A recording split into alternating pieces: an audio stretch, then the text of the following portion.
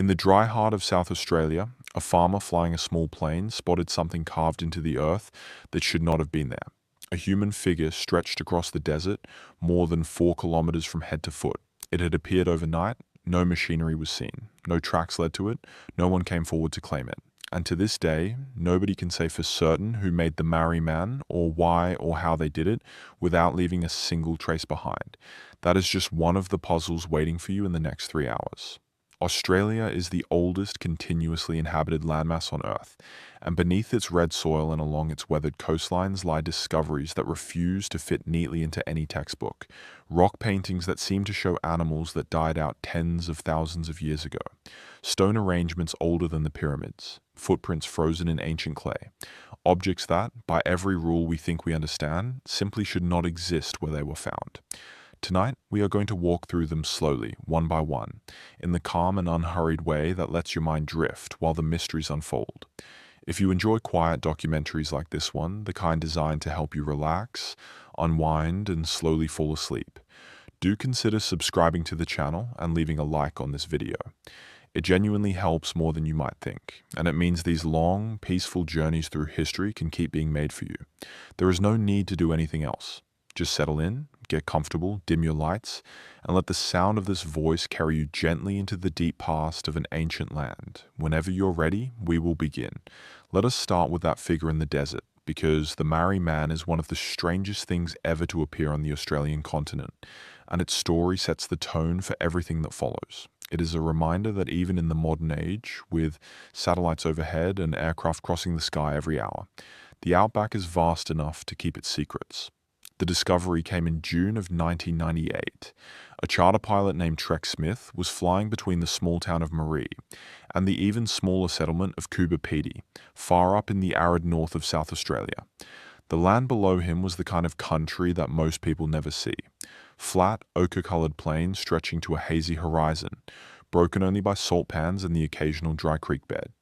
It is a landscape that has barely changed in thousands of years. A place where the silence is so complete, it seems to have weight. And then Smith saw it.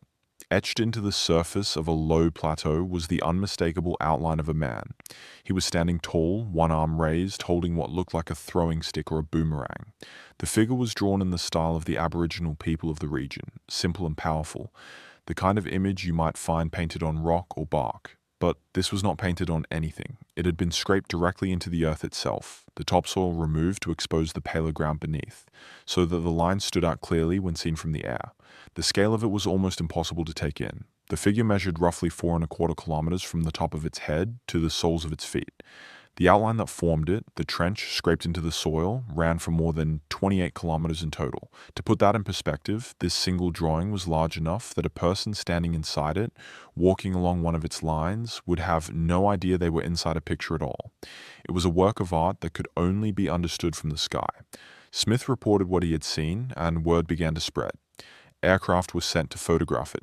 Journalists became interested.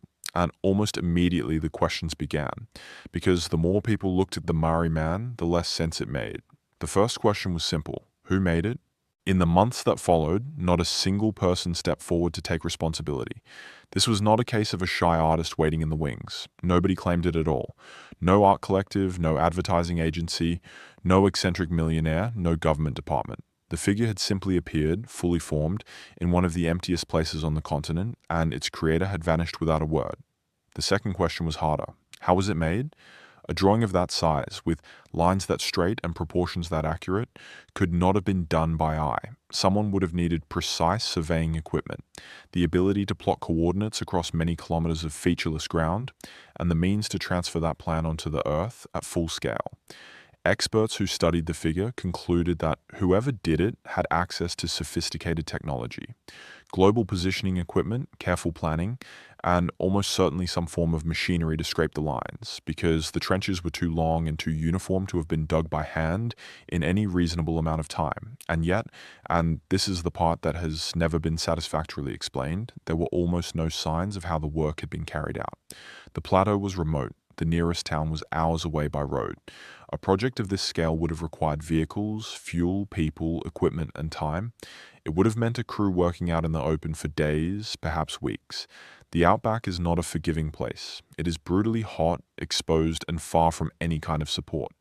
A team doing this kind of work would have left a campsite, tire tracks, fuel drums, the ordinary debris of human activity. But investigators who reached the site found the surrounding land strangely undisturbed.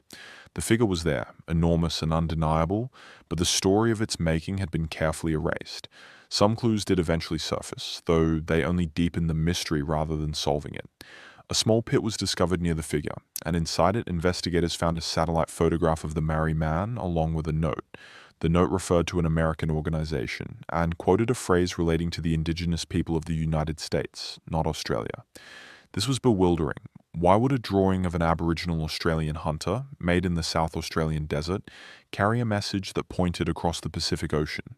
Was it a genuine clue, or a deliberate piece of misdirection designed to send investigators in the wrong direction? Over the years that followed, the Maori man became the subject of endless speculation.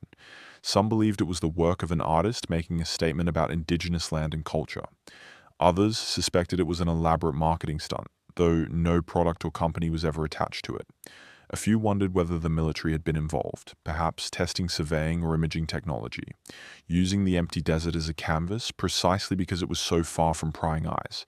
And of course there were those who reached for stranger explanations altogether, pointing to the figure as something beyond ordinary human capability, comparing it to the famous ancient lines found in the deserts of South America. It is worth pausing on just how strange the practical problem really is. To draw a figure 4 kilometers tall, a person on the ground cannot simply walk and scrape and trust their eye, because at that scale, the eye is useless. A line that looks straight when you're standing on it can wander hopelessly off course over the span of a kilometer. The proportions of the figure, the relationship between the height and the width, the placement of the raised arm, the curve of the throwing stick, all of this had to be planned in advance, plotted as a set of points, and then transferred to the ground with great accuracy. Whoever made the Maori man was working in effect like a surveyor laying out a road or a runway. They needed to know exactly where they were at every moment, across many kilometers of featureless plain where there are no landmarks to guide by. That points firmly to satellite positioning technology, and to a team that knew how to use it. And yet, a team like that, working for the days or weeks such a project would demand, in brutal heat far from any town, would leave traces. The strange, stubborn fact at the center of the mystery is that the traces were not there in any obvious way, or were so thoroughly cleaned up that investigators arriving later could not reconstruct the story. A giant was made, and the making of it was hidden. The truth is that none of these theories has ever been confirmed. A handful of names have been suggested over the decades. Certain individuals have been linked to the project through rumor and circumstantial connection, but no confession was ever made public in a way that satisfied everyone, and no hard proof was ever produced. The Maori man remains, officially, a work without an author. Time has not been kind to the figure. The desert winds and the rare but heavy rains have slowly softened its lines, filling the scraped trenches with wind-blown soil and allowing scattered plants to take root. For a while it faded so badly that it became difficult to see from the air at all. Then, years later, the outline was freshened and recut. The trenches deepened once more, so that the figure could be seen clearly again. And here is one more small mystery folded inside the larger one. The act of restoring the Maori man was itself carried out quietly, without fanfare, by people who did not fully step into the light. The figure was given a second life by hands almost as anonymous as the ones that first created it. So we are left with a giant. A 4-kilometer tall man lying in the desert, arm raised, frozen mid-stride, gazing up at the sky that is the only place from which he can truly be seen. We know he was made by people, using modern tools, within living memory. And yet, the simple human questions, the who and the why and the exact how, have never been answered. He is a modern mystery dressed in ancient style, and he is the perfect doorway into the older, deeper puzzles that we will explore tonight. Because if the Outback can swallow the story of something built only a generation ago, imagine what it has done with the secrets of 40,000 years. Let us travel now from the open desert to the rugged stone country of the far northwest, to a region called the Kimberley. This is one of the most remote and least visited corners of Australia, a landscape of deep gorges, ancient sandstone ranges, and rivers that run hard in the wet season and vanish in the dry. It is also home to one of the greatest artistic mysteries on the planet. Hidden in rock shelters and on cliff faces, scattered across this enormous region, are paintings of a kind found nowhere else on Earth. They are known today by several names. Some call them the Bradshaw paintings, after the man who first brought them to wider attention. The traditional owners of the land call them Gwion Gwion. By either name, they are extraordinary, and they are deeply, genuinely mysterious. The paintings were first reported by a pastoralist named Joseph Bradshaw in the late 1800s. Bradshaw was exploring the Kimberley, looking for grazing land, when he came across rock art unlike anything he had expected to find. He described it in detail, and his account caused a stir, because the figures he had seen did not match the popular image of Aboriginal rock art at all. They were slender, elegant, and astonishingly refined. They showed people in elaborate costume, adorned with tassels, sashes, headdresses, and what looked like ornaments hanging from their arms and waists. The figures seemed to be in motion, caught in the middle of ceremony or dance, their limbs delicate and their proportions graceful. What struck Bradshaw, and what has struck almost everyone who has studied the painting since, was their sheer sophistication. These were not crude sketches. They were the product of a confident and highly developed artistic tradition. The lines were fine and controlled, the compositions were balanced, the artists clearly knew exactly what they were doing, and they had been doing it for a very long time. But the real mystery of the Gwion Gwion is not their beauty. It is their age and the strange story their age seems to tell. Dating rock art is notoriously difficult. Paint does not always contain material that can be easily measured by scientific methods, and the surfaces these paintings sit on have been exposed to the elements for an immense span of time.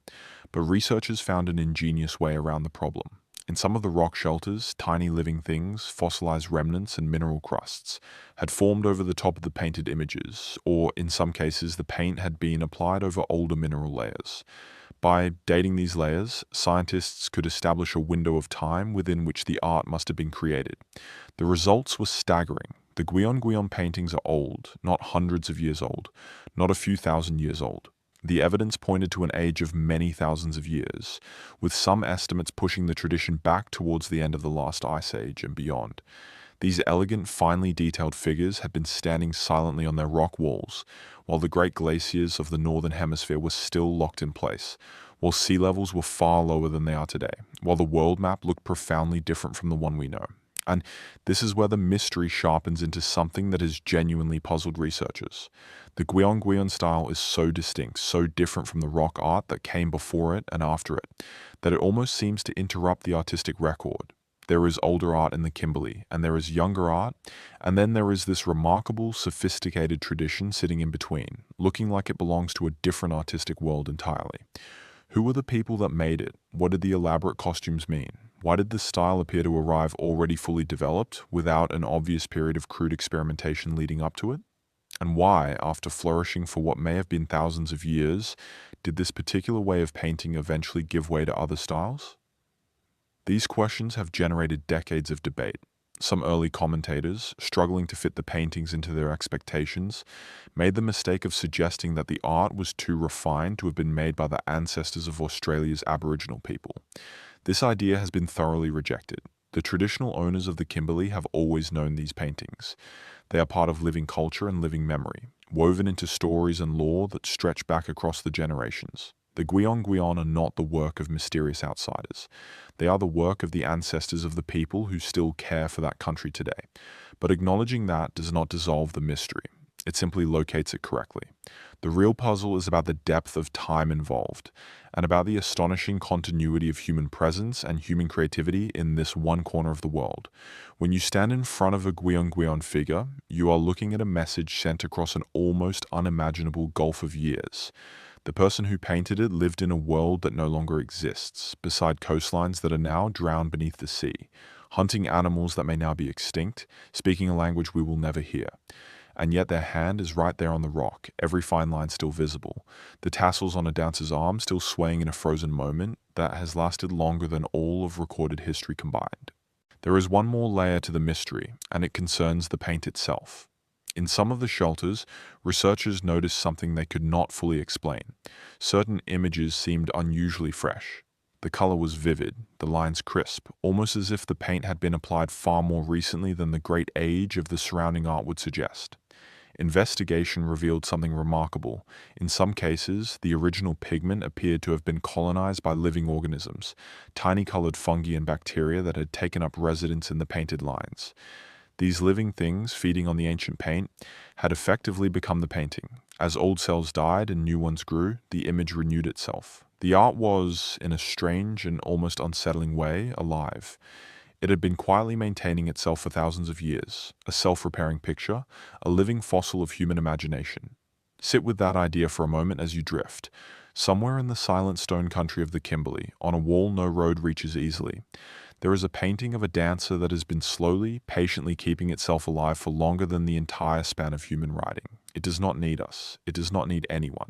It simply endures, generation after generation, a quiet green and red flame burning on the rock. We will return to the world of rock art later tonight, because Australia is covered with it, and much of it raises questions every bit as deep as the Gwion Gwion. But for now, let us leave the Kimberley and travel south and east towards a dry lake bed that has given archaeology some of its greatest shocks. We're going to a place called Lake Mungo. Lake Mungo is not a lake at all, not anymore. It lies in the far southwest of New South Wales, part of a system of ancient lake basins known as the Willandra Lakes. Tens of thousands of years ago, this was a green and generous place, a chain of freshwater lakes fringed with reeds and trees, full of fish and birds, surrounded by grassland that supported large animals and the people who hunted them. Then the climate shifted. The water that fed the lakes dried up. The lake shrank, then vanished, and the rich landscape became the arid, wind-scoured country it is today. But the drying of Lake Mungo did something extraordinary. It preserved a record. Along the eastern edge of the old lake basin, the wind built up a long, curving dune of sand and clay, a formation that geologists call a lunette. Over thousands of years, layer upon layer of sediment was laid down in this dune, and sealed within those layers were the traces of everything that had happened on the lakeshore. Hearths where people had cooked, the bones of the animals they had eaten, the tools they had made, and, as the world would eventually learn, the remains of the people themselves. The story of Lake Mungo's discovery is one of the great moments in the study of human history, and it unfolded slowly. In the late 1960s, a geologist named Jim Bowler was studying the ancient lake systems of the region, trying to understand how the climate had changed over deep time. As he walked the eroding surface of the Mungo Lunette, the wind constantly stripping away the old sediment and exposing what lay beneath, he began to notice things: burnt areas that looked like old fireplaces, concentrations of bone, and then, one day, something pale and unmistakable emerging from the eroding clay. What Bowler had found, and what was carefully excavated in the years that followed, would rewrite the timeline of human presence in Australia. The first major discovery became known as Mungo Lady. Her remains had been cremated, the burnt bones then crushed and buried in a small pit. This was a deliberate, careful funerary practice, a ritual treatment of the dead. And when the age of the burial was eventually established, it placed the event tens of thousands of years into the past, deep into the Ice Age, at a time when much of the northern world was locked under ice. The implications were profound. Here was evidence of complex ceremonial human behavior, evidence of people who cared for their dead and marked their passing with ritual, occurring in Australia at a date that astonished researchers. This was not a simple, struggling existence. This was a culture with beliefs, with practices surrounding death, with a spiritual life. A few years later came a second discovery, even more striking. Not far from the site of Mungo Lady, the remains of a man were uncovered. He became known as Mungo Man. His body had been laid out carefully on its back, the hands placed together, and the burial had been sprinkled with red ochre. Ochre is a colored earth, and across the world and across deep time it has been associated with ritual, with ceremony, with the marking of important things. To find it used in a burial of this antiquity was breathtaking. Someone, tens of thousands of years ago, had carried red ochre to the grave of this man, and had used it to honor him in death. The age of Mungo Man has been the subject of intense scientific study and some debate, with estimates refined over the decades. But the consensus places his burial at an immense antiquity, comfortably more than 40,000 years ago. He is among the oldest known anatomically modern human remains found anywhere outside of Africa. And he was found here, in the dry red heart of Australia, laid to rest with ochre and care on the shore of a lake that has been dust for longer than anyone can easily imagine. Now, where is the mystery in this? The science is solid. The dating has been done carefully. The burials are real and well documented. The mystery of Lake Mungo is not a mystery of fraud or fakery or things that cannot be explained at all. It is something subtler and, in its way, more haunting. The mystery is the depth of time itself and the questions it forces us to confront. Mungo Man and Mungo Lady tell us that fully modern people, people exactly like us in mind and body, people with religion and ritual and a sense of the sacred, were living settled lives on this continent at a date so early that it strains comprehension. They had crossed the sea to get here, because even at the lowest Ice Age sea levels, reaching Australia required a genuine ocean voyage. They had arrived, spread across an entire continent, learned its plants and animals and waters, and built a way of life rich enough to include elaborate funerals. And they had done all of this so long ago that the lake they lived beside has had time to fill, empty, and turn entirely to desert. How long had people been in Australia before Mungo Man was buried? He was not the first. A burial that careful, a culture that established, does not appear out of nothing. There must have been many, many generations before him, stretching back further still towards the moment when the first boats touched these shores. Every time archaeologists dig deeper at sites across northern Australia, that moment of first arrival seems to retreat further into the past. The number has been pushed back again and again, and there are sites that hint at a human presence reaching back towards 65,000 years, perhaps further. This is the true mystery of Lake Mungo, not a single unexplained object, but an unexplained vastness, a depth of human time on this continent so great that our ordinary sense of history simply cannot hold it. When we think of ancient civilizations, we think of a few thousand years. The pyramids of Egypt are around 4,500 years old. The oldest cities are perhaps a few thousand years older than that. But the people of Lake Mungo were already ancient, already long established, already burying their dead with ochre and ceremony, when those things were still tens of thousands of years in the future. There is another layer to the Mungo story, and it concerns footprints. In a separate area of the Willandra Lakes region, in a hardened surface of clay, a remarkable discovery was made. Preserved in the ground was a set of human footprints, hundreds of them, left by adults and children as they walked, and in some cases ran, across what had once been soft, wet mud beside the water. The mud had then dried and hardened, and over thousands of years it had been buried and protected until erosion brought it back to the surface. To stand and look at those footprints is to experience something that the deep past almost never allows. The Willandra footprint site is, in fact, one of the largest collections of ancient human footprints found anywhere in the world, and the trackways have been studied with great care, in close partnership with the Aboriginal traditional owners of that country, whose knowledge has been central to understanding what the prints reveal. Specialists were able to read the tracks the way a skilled tracker reads them, and the reading brought the vanished day astonishingly close. They could tell, from the length of the stride and the depth and shape of each print, how tall the walkers were and how fast they were moving. They could identify the prints of tall adults moving at speed, the lighter prints of others, the small prints of children. In one set of tracks, the spacing of the prints suggested a person moving very fast indeed, running hard across the wet ground. In another, there were signs that have been interpreted gently and carefully as the trace of a person who may have had only one leg, moving with the aid of a stick or a hopping gait. Each of these readings turns an anonymous mark in the clay into a glimpse of a real human being, with a body and a way of moving and a purpose, on a particular morning tens of thousands of years ago. Bones and tools and hearths tell us that people were present, but footprints are different. A footprint is a single instant. It is the record of one step, one moment, one human being moving through the world. The Willandra footprints captured a group of people, families, going about their lives on an ordinary day many thousands of years ago. You can see where a tall person took long, fast strides. You can see the smaller prints of children. You can see, in the spacing and the depth, the speed and the weight and the direction of their travel. It is not a monument, it is a moment, and it has lasted, by pure accident of geology, into our own time. The mystery of the footprints is the mystery of that vanished day. Who were these people? Where were they going? And why were some of them running? Were they hunting or playing or hurrying home ahead of weather? We will never know. The mud recorded the steps, but not the reasons. And so we are left with a frozen fragment of an ordinary morning, from a world unimaginably distant from our own, a morning that was, to the people living it, simply today. Lake Mungo, then, is a place where the mystery is time, where the discoveries are not strange in themselves, but become almost overwhelming when you truly grasp how old they are. The people who lived there were us. exactly us. And they were doing the deepest human things, honoring their dead, raising their children, walking the shore of a lake, at a moment so far back that the continent itself has been transformed beyond recognition since. Let that settle over you as you rest. There was a lake, there were people beside it, they loved one another and buried one another with ochre and with care, and their children ran across the mud and left their footprints in the world. And all of that happened so long ago that the lake is gone, the climate has changed, and the only thing left is the faint, patient record in the sand, waiting tens of thousands of years for someone to come and read it. From the dry lakes of New South Wales, let us now turn to a different kind of puzzle altogether. We are going to leave the realm of bones and burials and step into the strange territory of objects that seem to be in the wrong place, or the wrong time.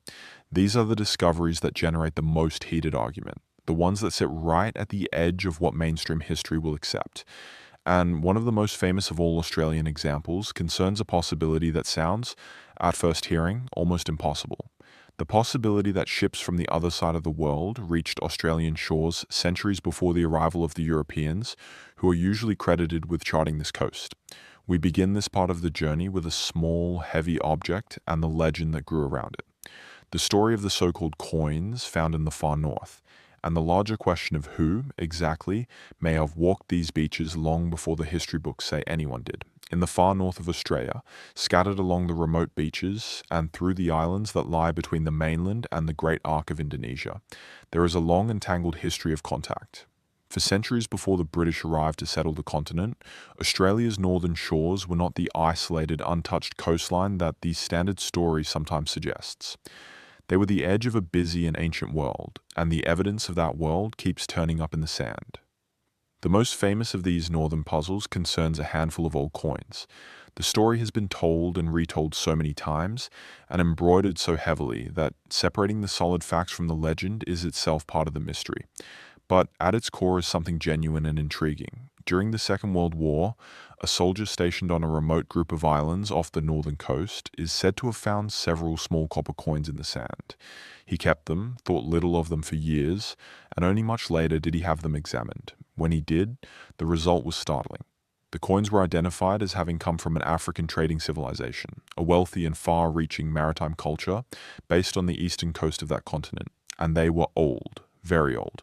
The coins were estimated to be around 1,000 years old, perhaps more. They had been minted on the far side of the Indian Ocean, in a society that traded across vast distances, and somehow they had ended up buried in the sand on a tiny Australian island. How did they get there? That is the question that has fascinated people ever since. There are several possibilities, and the honest truth is that no one has been able to prove which is correct. The simplest explanation is that the coins arrived recently, dropped or lost by a modern traveler, a collector, a sailor, someone in the 20th century who happened to be carrying old coins and happened to lose them on that beach. It is not impossible. People do strange things, and old coins do circulate among collectors, but it requires a very particular coincidence, and many people find it unsatisfying. The more exciting possibility is that the coins are a genuine trace of ancient long-distance trade. The maritime networks of the Indian Ocean were astonishingly extensive. For well over 1,000 years, ships moved goods, ideas, and people across that ocean in a great seasonal rhythm, carried by the monsoon winds. Spices, cloth, metals, and 1,000 other things flowed between Africa, the Middle East, India, and Southeast Asia. The northern coast of Australia sits at the very edge of that world. It is entirely plausible that goods, and the occasional coin, could have traveled hand-to-hand along trade routes and eventually reached these shores, even if no ship from that distant African civilization ever sailed directly to Australia. A coin can travel much further than the person who first owned it, passed along through a chain of exchanges that no single traveler ever completes. And then there is the boldest interpretation of all, the one that excites the imagination most. The idea that ships from these distant trading cultures may actually have reached Australia directly, centuries before any European chart recorded the continent. This is not as wild as it might first sound. We know for certain that Australia's north was in regular contact with the outside world long before British settlement, because of a well-documented seasonal industry that we will come to in a moment. The deep question is how far back that contact reached, and how wide the circle of visitors really was. The coins, sadly, cannot answer the question on their own.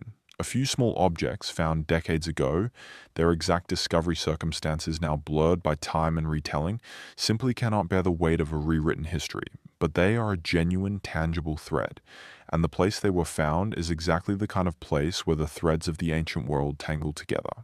What is not in doubt, what is solidly documented and beyond argument, is the story of the seafarers who came from the islands to the north to harvest a creature from the Australian seas. For at least several centuries, and quite possibly far longer, fleets of vessels sailed south each year from the islands of what is now Indonesia, riding the monsoon winds down to the northern Australian coast. They came to gather and process a marine animal, a kind of sea cucumber, which was prized as a delicacy and a trade good in the markets of Asia. They would arrive with the favorable winds, set up camps along the coast, spend the season diving, gathering, boiling, and drying their catch, and then sail home again when the winds reversed. This was not a casual or occasional thing. It was a substantial, organized, repeating industry, and it brought the people of Northern Australia into deep and sustained contact with the wider world. The Aboriginal peoples of the North traded with these visitors, worked alongside them, learned words from their language, adopted some of their technology, and in some cases traveled north with them and returned. There are paintings on rock in Northern Australia that show the distinctive boats of these visitors, their masts and sails carefully observed and recorded by Aboriginal artists. There are words in Northern Aboriginal languages that were borrowed from the visitors. The contact was real, it was significant, and it left its mark on both sides. Along the northern coast, there are still the physical remains of this seasonal industry, the stone lines and scatters that mark where the visitors built their processing camps, where they set up the great pots for boiling the catch, where they dried and prepared their cargo for the long voyage home. There are tamarind trees growing in the north, descendants of seeds carried south by the visitors and dropped around their campsites, living plants that are themselves a quiet record of centuries of contact. And the exchange went both ways, and went deep. Some Aboriginal people from the north sailed away with the fleets when the winds turned, travelled to the islands, lived there for a time, and came back. They carried knowledge in both directions. The art, the words, the technology, the very memory of these visitors became woven into the cultures of the northern coast, so thoroughly that the relationship was not a footnote to Aboriginal history, but a genuine and lasting part of it. The mystery, then, is not whether outsiders reached Northern Australia before the Europeans. They certainly did, and repeatedly. The mystery is the full depth and breadth of that contact. How far back does it really go? The documented sea cucumber trade can be traced back a few centuries with confidence, but many researchers suspect its true origins lie much deeper in the past, simply unrecorded. And who else came? If the islands to the north were sending fleets south every year, and if the Indian Ocean trade networks reached almost to Australia's doorstep, then the northern coast was not an isolated dead end. It was a frontier, a place where worlds met. And frontiers always have stories that never made it into any record. This brings us to a broader category of Australian mystery, the category of the out-of-place object. Across the long history of European settlement and exploration, there have been many reports of strange things found in strange places. A piece of worked stone that does not seem to belong. An object of metal turned up by a plough in a field far from any known settlement. A carving on a rock face in a style that does not match the rock art of the surrounding region. Most of these reports, when examined carefully, turn out to have ordinary explanations. An object thought to be ancient proves to be modern. A mysterious carving proves to be the work of a bored stockman or a passing traveller. The honest scholar treats every such claim with caution, and rightly so, because the desire to find something extraordinary can easily lead people to see what is not there. But not every report dissolves under examination, and the careful study of these puzzles is a genuine part of archaeology. The discipline of working out what really happened, of separating the misidentified and the hoaxed from the genuinely unexplained, is painstaking and unglamorous. It rarely produces the dramatic answers that excite the imagination. More often, it produces a careful, qualified verdict. This object is probably modern. That carving is probably recent. This claim cannot be verified because the original find was never properly recorded. And that, in itself, is one of the quiet tragedies of Australian archaeology. So many potential discoveries have been lost, not because they were proven false, but because they were never properly documented in the first place. An object is found, picked up, passed around, taken home, and by the time anyone with expertise sees it, the crucial information is gone. Where exactly was it found? How deep? In what layer of soil? Alongside what other materials? Without that context, even a genuine ancient object becomes almost useless to science, because it cannot be placed in time. It becomes a curiosity, an anecdote, a story told in a pub rather than a piece of solid evidence. The outback and the bush have surely swallowed countless real clues this way, not through any conspiracy, but through simple human carelessness and the passage of time. Let us now turn to a particular Australian mystery that has generated more debate, more passion, and more genuine scholarly disagreement than almost any other. It concerns a series of carvings on rock in a national park not far from Australia's largest city, and the carvings appear, to some eyes, to tell an impossible story. They are the so-called Egyptian hieroglyphs of the Australian bush, and the argument over what they are and who made them has been running for the better part of a century. The carvings are found in a sandstone gully within a national park to the north of Sydney. They cover the walls of a narrow rock cleft, and there are hundreds of individual symbols.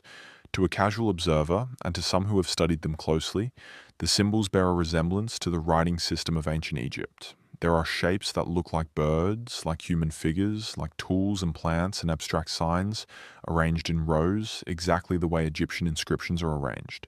Among the carvings, some enthusiasts claim to be able to read an actual story, a tragic tale of ancient travelers, royal sons, stranded far from home, dying in a strange land, and being buried according to their own distant customs. If the carvings were genuine, they would be one of the most extraordinary discoveries in the history of the world. They would mean that ancient Egyptians, or people deeply familiar with Egyptian writing and religion, had reached the east coast of Australia thousands of years ago, an idea that overturns everything mainstream history teaches about the ancient world and the limits of ancient seafaring. But here we must be careful and honest, because this is exactly the kind of claim that demands the most rigorous scrutiny. The overwhelming majority of experts who have examined the carvings, including specialists in Egyptian writing and specialists in Australian rock art, have concluded that they are not ancient. The reasons are detailed and, taken together, persuasive. The hieroglyphs, the experts say, are a jumble. They mix symbols from very different periods of Egyptian history, periods separated by thousands of years, something a genuine ancient inscription would never do. The carving technique looks modern, made with metal tools. The symbols do not weather the way the genuinely ancient Aboriginal carvings elsewhere in the region weather, and there is a more mundane explanation readily available. The site became known during the 20th century, in an era when there was great public fascination with ancient Egypt, and it is considered most likely that the carvings were made by people in relatively modern times. Perhaps inspired by that fascination, perhaps as a deliberate creation, the symbols copied and combined from books. So is the mystery solved? In the eyes of mainstream scholarship, largely yes. The carvings are almost certainly not an ancient Egyptian inscription. But, and this is what keeps the story alive, the mystery has never been killed completely, because a few questions linger at the edges. The carvings are extensive. Producing hundreds of symbols in a remote gully would have taken considerable time and effort. Who did it, and when, and why? If it was a hoax or an art project, it was a remarkably ambitious one, and no clear, fully documented account of its creation has ever satisfied everyone.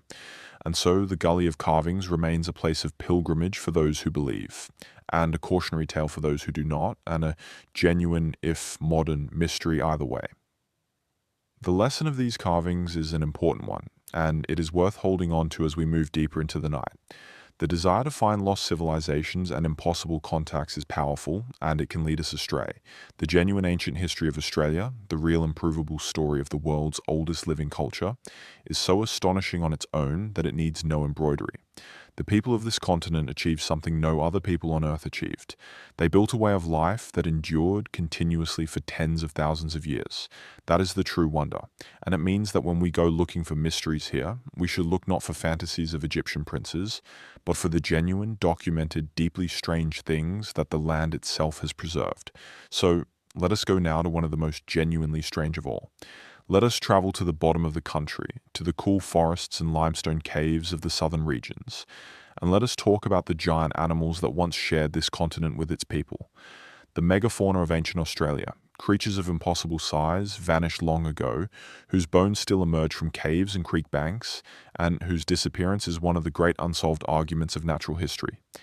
Imagine walking through the Australian bush, but the Australia of the deep past, the Australia of 50,000 years ago.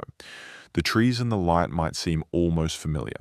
The shape of the land would be recognizable, but the animals moving through that landscape would be utterly, astonishingly strange. Picture a creature like a wombat, an animal you might think of today as a sturdy, burrowing thing about the size of a large dog. Now imagine that wombat scaled up to the size of a small car, or larger. A grazing giant heavy and slow, weighing as much as a couple of tons, plodding across the plains and browsing on the vegetation. This was Diprotodon, the largest marsupial that ever lived. It was not a predator. It was a great gentle herbivore, the ancient Australian equivalent of an elephant or a rhinoceros, and it was real. Its bones have been found in enormous numbers across the continent, sometimes whole herds of them preserved together in the beds of dried lakes and ancient swamps. Now, picture a kangaroo, but not the kangaroo you know. Imagine a kangaroo that stood far taller than a human being. A heavy, powerful animal with a short, almost flat face, too big and too heavily built to hop in the bounding way that modern kangaroos do. It likely walked, stepping one foot after another, reaching up with long arms tipped with large claws to pull down branches and strip them of leaves. These giant short-faced kangaroos were among the strangest of all the ancient Australian animals, browsing creatures of a size that no kangaroo reaches today. Picture too, a bird. Flightless, like an emu, but vastly more massive.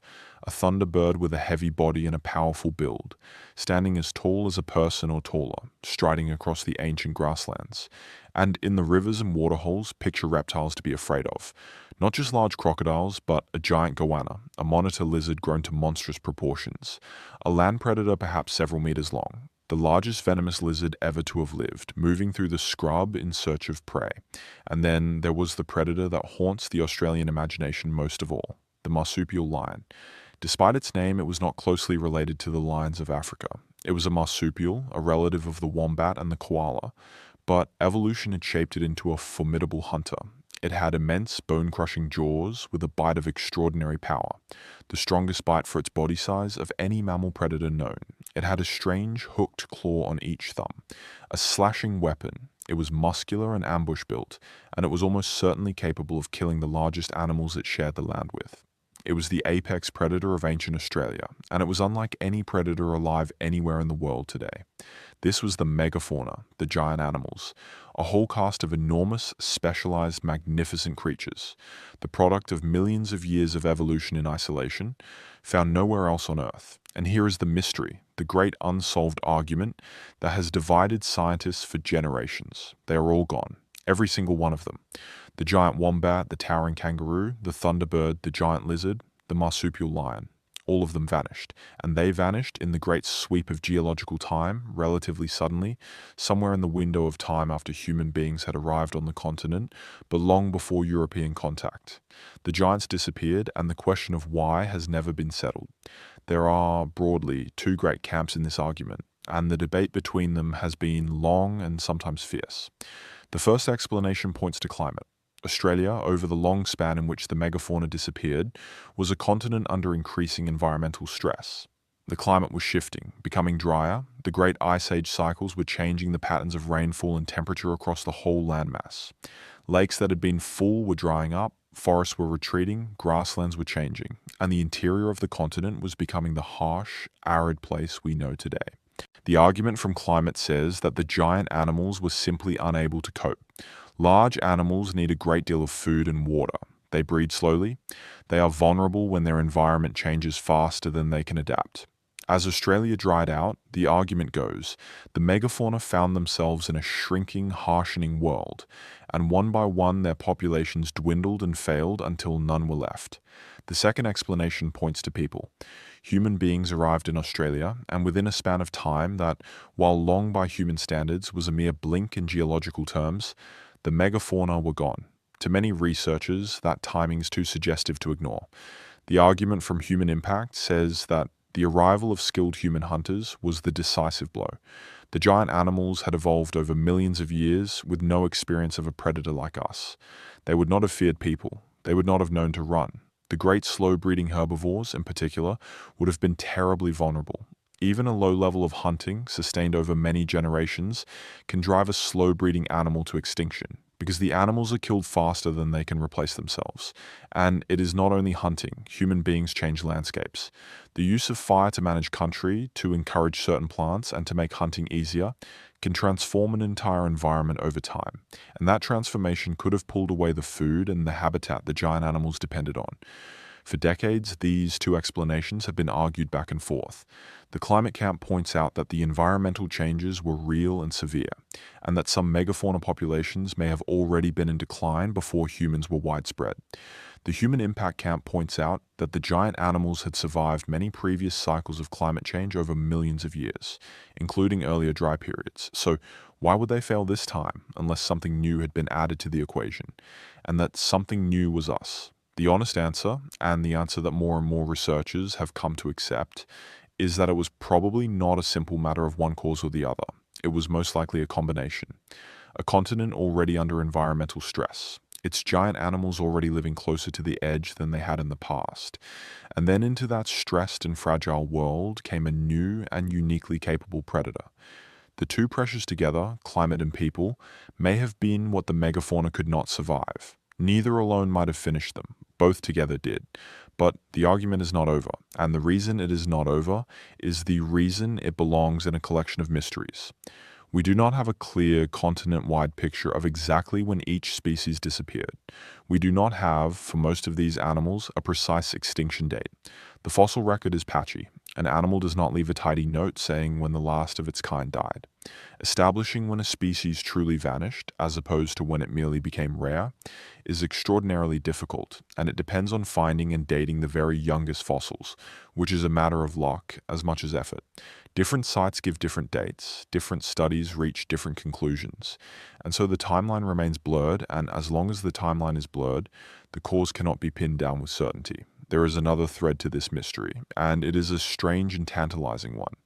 It concerns the possibility that human beings and the megafauna shared the land for a very long time, far longer than the simple blitz of overhunting would suggest, and that the memory of the giant animals may have survived in human culture.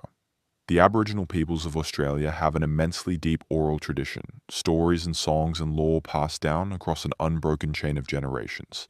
Some of these traditions describe enormous animals. There are stories of giant creatures, of beings far larger than any animal alive today, woven into the lore and the lore of various regions. Could these be a genuine cultural memory of the megafauna? Could the stories be, in effect, a record passed down by word of mouth across tens of thousands of years? A memory of the time when the giant wombat and the marsupial lion still walked the land? It is a haunting idea, and it is one that some researchers take seriously. We know that Aboriginal oral traditions have, in other cases, preserved accurate memories across astonishing spans of time. There are coastal stories that appear to record the rising of the sea at the end of the last ice age, the drowning of land that is now beneath the ocean, events that happened thousands of years ago and that have been confirmed by science. If oral tradition can carry the memory of a drowned coastline across that gulf of time, perhaps it can carry the memory of a vanished animal as well. There is a particular site far up in the northern Stone Country where this idea has been tested in a way that feels almost magical. On the wall of a rock shelter there is an old painting of an animal, and the animal does not match anything alive in Australia today. It is a strange, heavy creature, and when researchers looked at it carefully, some of them saw in it the features of a marsupial that science believes died out a very long time ago. If that identification is correct, then the painting was made by an artist who had actually seen the living animal, and the age of the painting would tell us, roughly, how recently that animal still walked the land. A single image on a rock would become a date, a fact, a piece of the extinction puzzle. The trouble, the honest trouble, is that we cannot be certain. Old paintings fade and are overpainted and are damaged.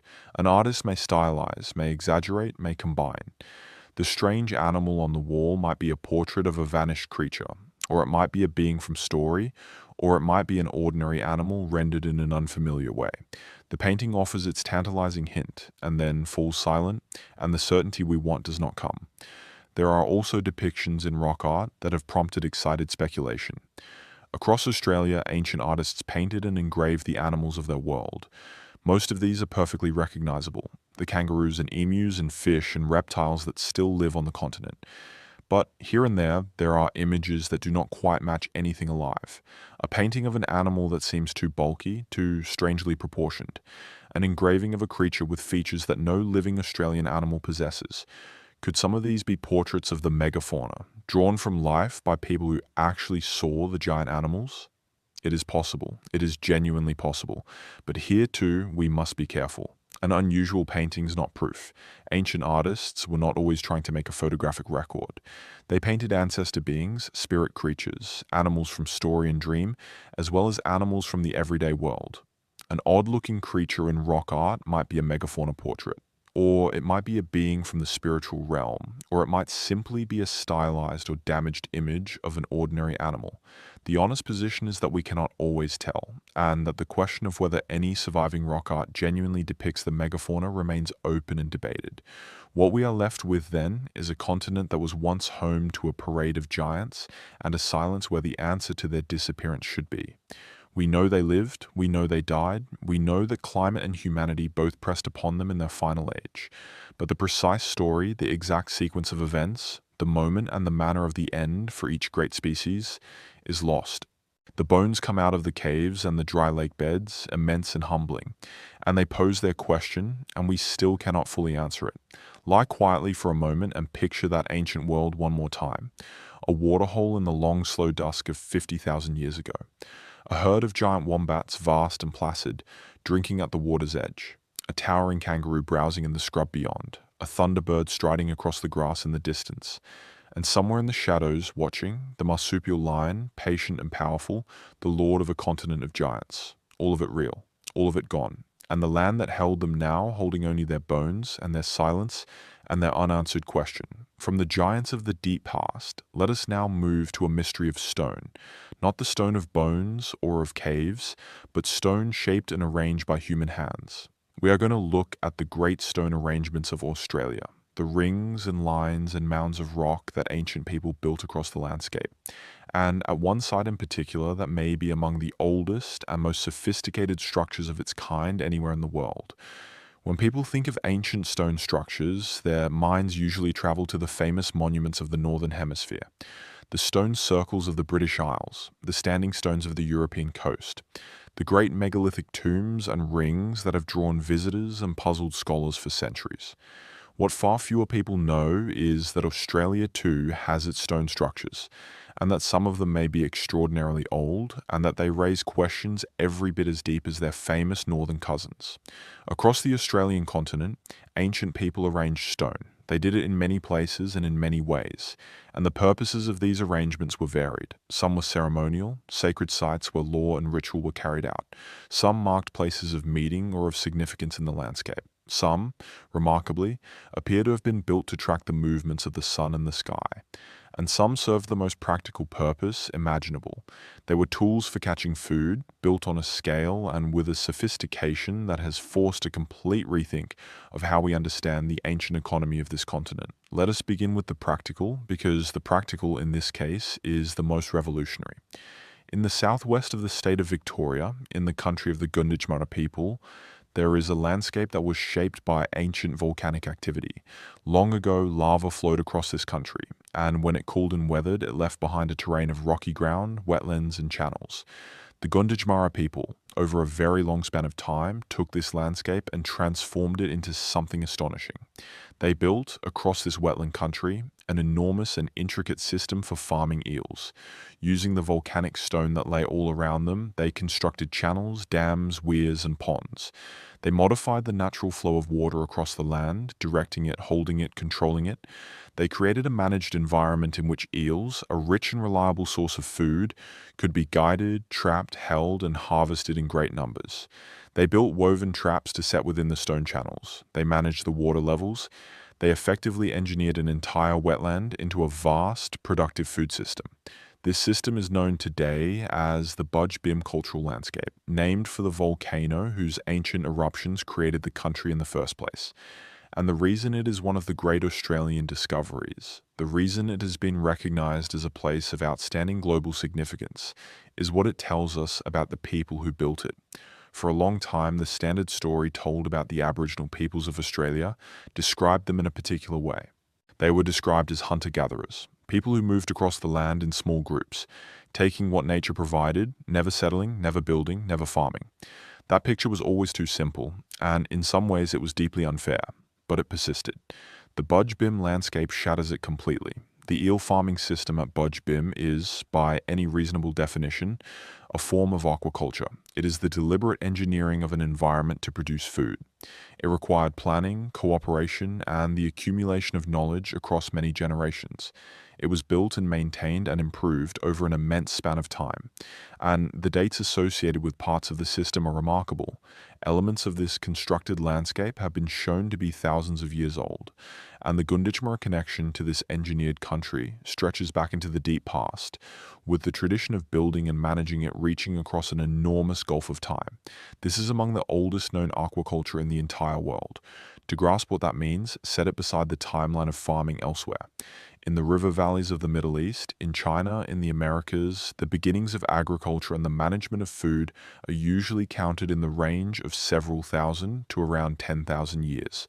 The Gunditjmara system at Budge Bim belongs in that same deep conversation about the origins of human food production, not as a curiosity at the edge of it, but as a serious and ancient example of people deliberately reshaping a landscape to feed themselves reliably across the generations. And it was not a single act of construction. It was a system maintained, repaired, extended, and refined across an immense span of time, as channels silted up and were cleared, as new ponds were added, as the knowledge of how to read the water and the seasons was passed down and improved. It is a monument not to one clever idea, but to thousands of years of patient, accumulated collective intelligence. And there is more. A food system that productive and that reliable changes the way people can live. If you can harvest enough eels to feed many people, and if you can preserve and store that food, then you do not need to keep moving. You can stay. And there is evidence at Budge Bim that the people did stay, that they built more permanent dwellings, houses with stone foundations, clustered in settlements near the rich food source. This was not a restless, wandering existence. This was, in its own form, a settled life, supported by a sophisticated managed food economy, established in southern Australia thousands of years ago. The mystery of Budge Bim is not a mystery of who or how. We know who built it, the ancestors of the Gunditjmara people who still hold and care for that country today. We know, broadly, how it worked. The mystery is the one that haunts so much of Australian archaeology. It is the mystery of how much we got wrong, and how much more there might be that we still do not know. If a food-producing landscape this sophisticated could exist for thousands of years and only be properly understood and recognized by the wider world in relatively recent times, what else is out there? How many other ancient systems, other engineered landscapes, other sophisticated works of the deep Aboriginal past are sitting unrecognized, dismissed as natural features, or simply never examined at all? Budge Bim is a window, and what it shows us is that the true achievements of ancient Australia were far greater than the old story ever allowed. Now, let us turn from the practical to the ceremonial and the astronomical, because Australia's stone arrangements include sites that point not at the water and the eels, but at the sky.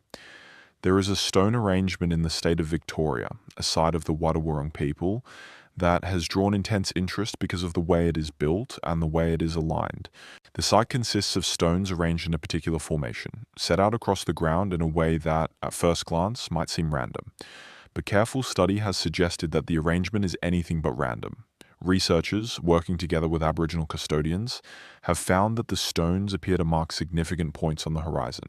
Specifically, they appear to indicate the positions where the sun sets at key moments of the year. The solstices, the turning points of the year, when the sun reaches its furthest point and seems to pause before reversing its journey along the horizon, and the equinoxes, the moments of balance in between. In other words, this stone arrangement appears to function as a kind of calendar, a device for tracking the passage of the year by watching where the sun meets the land. And the question that immediately follows is the question of age. How old is it? If this site is genuinely ancient, then it would be a profoundly important monument, a piece of evidence that the people of southern Australia were making careful, systematic observations of the sky and recording those observations in stone at a very early date. Some who have studied the site believe it could be extremely old enough to rank among the oldest astronomical sites known anywhere on Earth. Here we must be careful and honest once again. Dating a stone arrangement is one of the hardest tasks in all of archaeology. Stones are just stones. They do not contain material that can be easily dated. Working out when stones were placed, as opposed to how long the stones themselves have existed, which is a different and much longer span, requires indirect methods, careful study of the soil, and the way the stones have settled and weathered, and a great deal of caution. The great age of this particular site is argued by some and treated with reserve by others. The debate is genuine and it is ongoing. But set the question of the precise date aside for a moment, because the deeper point does not depend on it. The deeper point is that the Aboriginal peoples of Australia were, beyond any doubt, careful and sophisticated observers of the sky. This is not in question. It is one of the most beautifully documented aspects of traditional Australian knowledge. Across the continent, Aboriginal cultures developed rich and detailed astronomical traditions. They knew the movements of the sun and the moon. They tracked the planets. They knew the stars intimately, and they used them. The rising and setting of particular stars and constellations told people when the seasons were changing, when certain foods would be available, when it was time to move or to gather or to hunt. The sky was a calendar and an almanac, read with great skill. And the Aboriginal way of seeing the sky included something that few other cultures emphasized. As well as making pictures and stories out of the bright stars, the way most cultures do, Aboriginal astronomers also made meaning out of the dark. The Milky Way, that great band of light that arches across the southern sky, is rich with dark patches, regions where clouds of cosmic dust block the light of the stars behind them. Many Aboriginal traditions saw a great figure in those dark patches. A dark shape stretched across the glowing river of the Milky Way. It was a constellation made not of stars, but of darkness, and the ability to see it, to find form and story in the absence of light, speaks to a deep and original way of looking at the heavens. There are traditions, too, that appear to record real astronomical events, stories that seem to describe the behavior of variable stars, stars that change in brightness over time, stories that may record the appearance of comets or great meteor falls or eclipses. The oral traditions of Australia are, among many other things, an archive of sky watching stretching back across an immense span of time. So, when we stand before a stone arrangement that seems to mark the solstices, we are not looking at something out of character for the people of this land.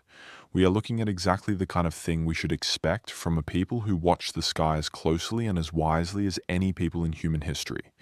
The mystery of the precise date of any single site remains, but the larger truth is clear and it is wonderful. For tens of thousands of years on this continent, people looked up at night and they understood what they saw, and they built that understanding into their lore, their seasons, their stories, and here and there into arrangements of stone that still sit silently on the ground, still pointing at the places on the horizon where the sun will rise and set, as it has always done and as it always will. Let us stay with the theme of the sky for a little while longer, because Australia holds one more sky-related mystery, and it is a violent and dramatic one. It is the story of the scars that the heavens have left upon the land. The story of the great impacts, the places where objects from space have struck the Australian continent, and the strange and beautiful and sometimes troubling questions those impact sites raise. Australia is, in a quiet way, one of the best places on the whole planet to study the violence of the sky. This is not because Australia has been struck more often than anywhere else. It is because Australia is old and stable and dry. The Australian continent contains some of the most ancient and undisturbed land surfaces on Earth. It has not been heavily glaciated in the recent geological past, scraping the surface clean the way the ice did across the northern continents. Much of it is arid, so the scars on the land are not swallowed by forest or worn away quickly by heavy rain.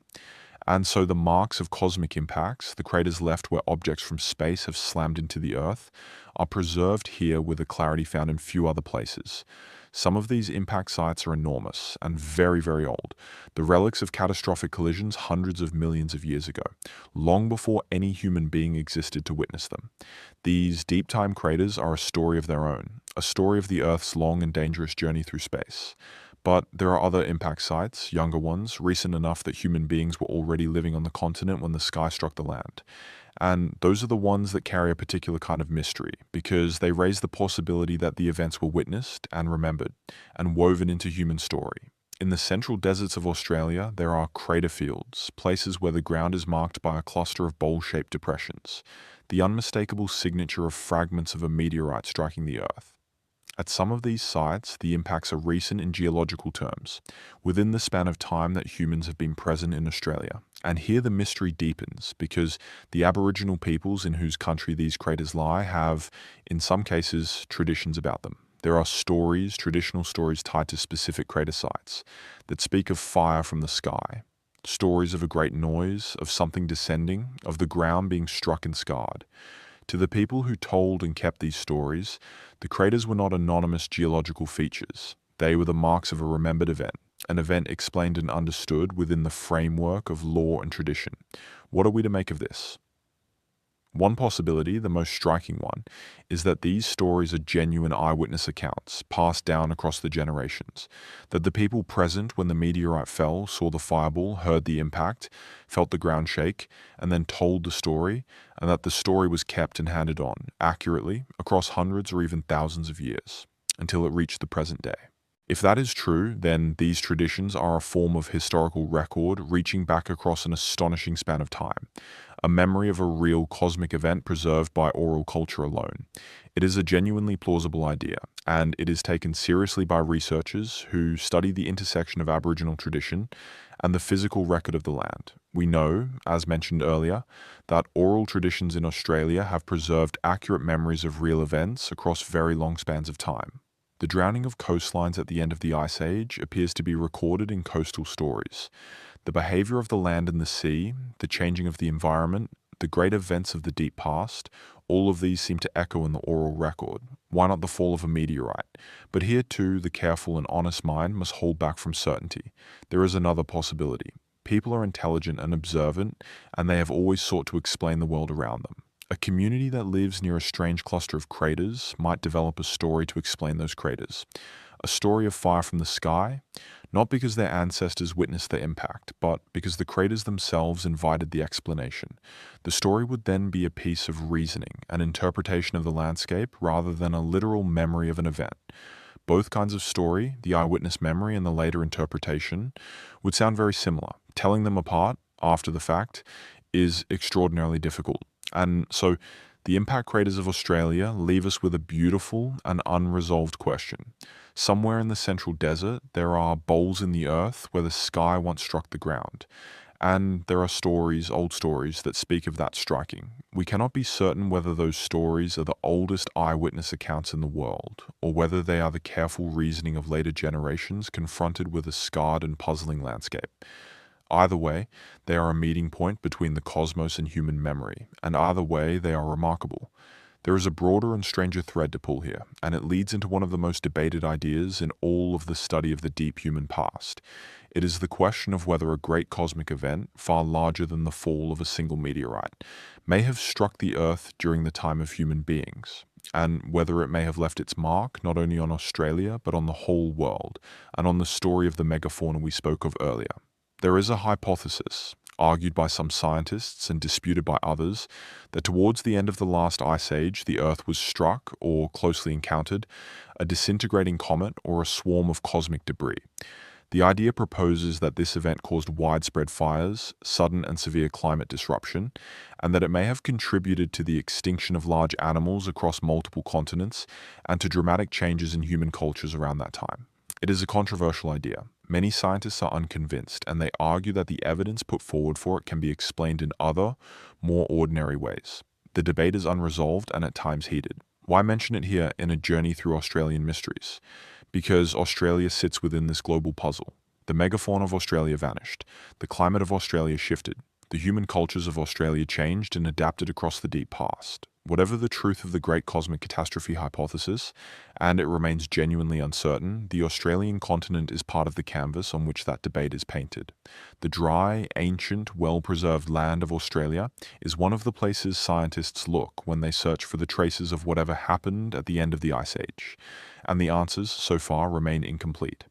Let us bring the sky back down to earth now, and return to the solid, tangible mysteries of the Australian landscape. We have spoken of stone arranged by human hands, and of stone scarred by cosmic impact. Now let us speak of a different kind of marked stone altogether. Let us speak of the rock art of Australia, not the Guion of the Kimberley that opened our journey, but the wider, vaster ocean of painted and engraved images that covers this continent. Because Australia is, quite simply, one of the greatest galleries of ancient art on the planet. And within that gallery are images that no one has ever fully explained. The scale of Australian rock art is difficult to convey. There are not hundreds of sites. There are not thousands. There are, by a reasonable estimate, more than 100,000 rock art sites scattered across the Australian continent, and possibly very many more, with new sites still being documented. Some are single images on an isolated boulder. Some are vast galleries, rock shelters and cliff faces covered in layer upon layer of paintings and engravings, built up over an immense span of time as generation after generation of artists added their work to the wall. In the Great Stone Country of the North, in places like the sandstone escarpments of Arnhem Land and the rugged ranges of the Kimberley, the rock art reaches back to the very deep past and continues in an unbroken tradition almost to the present day. You can stand in a single rock shelter and look at images that span tens of thousands of years. The oldest layers, faded and overpainted, show the world of the Ice Age. The newer layers, still vivid, show more recent times, including, in some places, images of the ships and the animals and the people that arrived with European contact. It is a continuous record, an art tradition with a longer unbroken history than any other on Earth. And within this immense record, there are mysteries. There are images that researchers cannot confidently identify. And the most famous and most haunting of these are found in the Kimberley, the same region that gave us the Gwion Gwion. They are a class of figures known as the Wandjina. The Wandjina are striking and unmistakable. They are large, painted figures, usually showing a face and an upper body, and the faces are extraordinary. They have great dark eyes, large and round. They have a nose, but typically no mouth. And around the head, there is a kind of halo or arc, often described as resembling rays or lightning or the feathers of a headdress radiating outward. The figures are powerful, solemn, and strange, and they have a presence that stays with everyone who sees them. Now, here it is essential to be clear and respectful. The Wandjina are not a mystery to the Aboriginal people whose ancestors painted them, and whose descendants still hold that country and that tradition. To the traditional owners, the Wandjina are deeply significant spiritual beings, central to law, to creation, to the bringing of the wet season rains, to the order of the world. The Wandjina are sacred, and they are understood within a rich and living religious tradition. The custodians of the Wandjina maintain the paintings, and the right to paint them and care for them belongs to particular people under traditional law. There is no mystery to the people of that country about what the Wandjina are. The mystery, such as it is, belongs to outsiders, and it is a mystery of interpretation and of imagination, because the Wandjina, with their great eyes and their haloed heads and their solemn mouthless faces, have a look that has fascinated and provoked people from outside that culture ever since the images became widely known. Some outside observers, struck by the unusual appearance of the figures, have spun theories around them, theories that the Wandjina depict visitors from the sky, beings from elsewhere, ancient astronauts. These theories say more about the people who invent them than they do about the Wandjina. They reflect a long and unfortunate habit of looking at the sophisticated art of other cultures, and assuming it must depict something other than what its own creators say it depicts. The genuine and respectful thing to say is this: the Wandjina are a magnificent and powerful artistic tradition. Their appearance is striking and distinctive, the product of a particular culture's particular way of representing its most sacred beings. They are old, part of a tradition reaching deep into the past, and they are living, still meaningful, still cared for. The honest mystery is not what they really depict, because the people of that country can tell you what they depict. The honest mystery is the same one that runs through this whole journey. It is the mystery of depth, the mystery of how a tradition this powerful and this distinctive came to be and endured across such an immense reach of time in this one ancient corner of the world. There is so much more in the rock art of Australia. There are the engravings of the Sydney region, thousands of images pecked into flat sandstone, figures of people and animals and ancestral beings, many of them now lying quietly beneath the suburbs and bushland of a modern city, walked past every day by people who do not know they are there. There are the dynamic figures of the north, ancient paintings full of movement and action, hunters and dancers caught in mid-motion. There are the painted hands, the stencils, made by placing a hand against the rock and blowing pigment around it, leaving a permanent print, a direct and intimate signature from a person who lived and breathed thousands of years ago. To place your own hand near one of those stencils is to feel the distance and the closeness of the past at the very same moment. Think for a moment about how a hand stencil is made. A person mixes pigment, takes it into the mouth or holds it ready, presses one hand flat against the cool rock, and sprays the color across it so that when the hand is lifted away, its exact shape remains. outlined forever in a fine mist of ochre. It is one of the most direct and intimate acts of art that human beings have ever performed. There is no symbol to interpret, no story to decode. There is simply a hand, the real hand of a real person, the same 5 fingers you're looking at on your own hand right now, pressed against the stone on a particular day, and then withdrawn, leaving its print to outlast everything else about that person. Their name, their voice, their face, their whole life. Some of these stencils show small hands, the hands of children. Some show hands with fingers held in particular positions, which may have carried meaning. Across Australia, there are many thousands of them, a vast, scattered gallery of greetings from individual human beings reaching across the deep past, each one saying simply and quietly, "I was here, I was real, this is the shape of me." Let us now leave the rock walls and travel to the coast, and then beyond the coast, into the water. Because some of Australia's deepest mysteries are not on the land at all. They are beneath the sea. They lie drowned on the floor of the ocean, on land that was once dry, once walked, once lived upon, and is now lost beneath the waves. We are going to talk about the drowned country of ancient Australia, and the secrets the rising sea swallowed at the end of the Ice Age. To understand the drowned country of Australia, you have to first let go of the map. The shape of Australia that you carry in your mind, that familiar outline with its great curving coastlines, its gulfs and bays and capes, is not the shape of Australia as it has always been. It is the shape of Australia right now, in this particular and unusual moment of Earth's history, a moment when the seas happen to stand high. For most of the time that human beings have lived on this continent, the map looked very different. During the long, cold grip of the last ice age, an enormous volume of the world's water was locked up in ice, in the vast glaciers and ice sheets that covered the northern lands. With so much water held as ice, there was less water in the oceans, and so the sea level around the world stood far lower than it does today, much, much lower, low enough to change the shape of continents. In Australia, the consequences were profound. When the sea was low, the continent was larger, and it was joined to lands that are now separate islands. The shallow seas that today separate Australia from the great island of New Guinea to the north simply did not exist as seas. That seabed was dry land, a broad plain joining the two, so that Australia and New Guinea were one connected landmass. To the south, the island that we now call Tasmania was not an island at all. It was joined to the mainland by a wide land bridge, dry ground that a person could walk across. And all around the continent, the coastline was not where it is now. It was far out, sometimes very far out, beyond the present shore. The land that is today the seabed of the shallow waters around Australia, the continental shelf, was dry, open country, plains, hills, river valleys, lakes, all of it land. And here is the heart of the matter. People lived there for tens of thousands of years. While the sea stood low, the people of Australia lived across a continent significantly larger than the one we see today. They lived on those coastal plains. They camped beside rivers that now run only along the drowned seabed. They gathered shellfish on shores that are now deep underwater. They knew that country, named it, sang it, filled it with story and lore and memory, lived and died upon it across hundreds of generations. And then the Ice Age ended. The world warmed. The great ice sheets of the north began to melt, and as they melted, all that water flowed back into the oceans, and the sea began to rise. It did not happen overnight. The rising of the sea at the end of the last ice age took thousands of years, but it was relentless, and at times it was rapid enough to be noticed within a human lifetime, even within a few years. The sea crept up the gentle slope of the coastal plains, and as it rose, it drowned the land. Year by year, generation by generation, the water advanced. The coastline retreated inland. The plains where people had hunted and camped went under. The river valleys flooded and became gulfs and bays.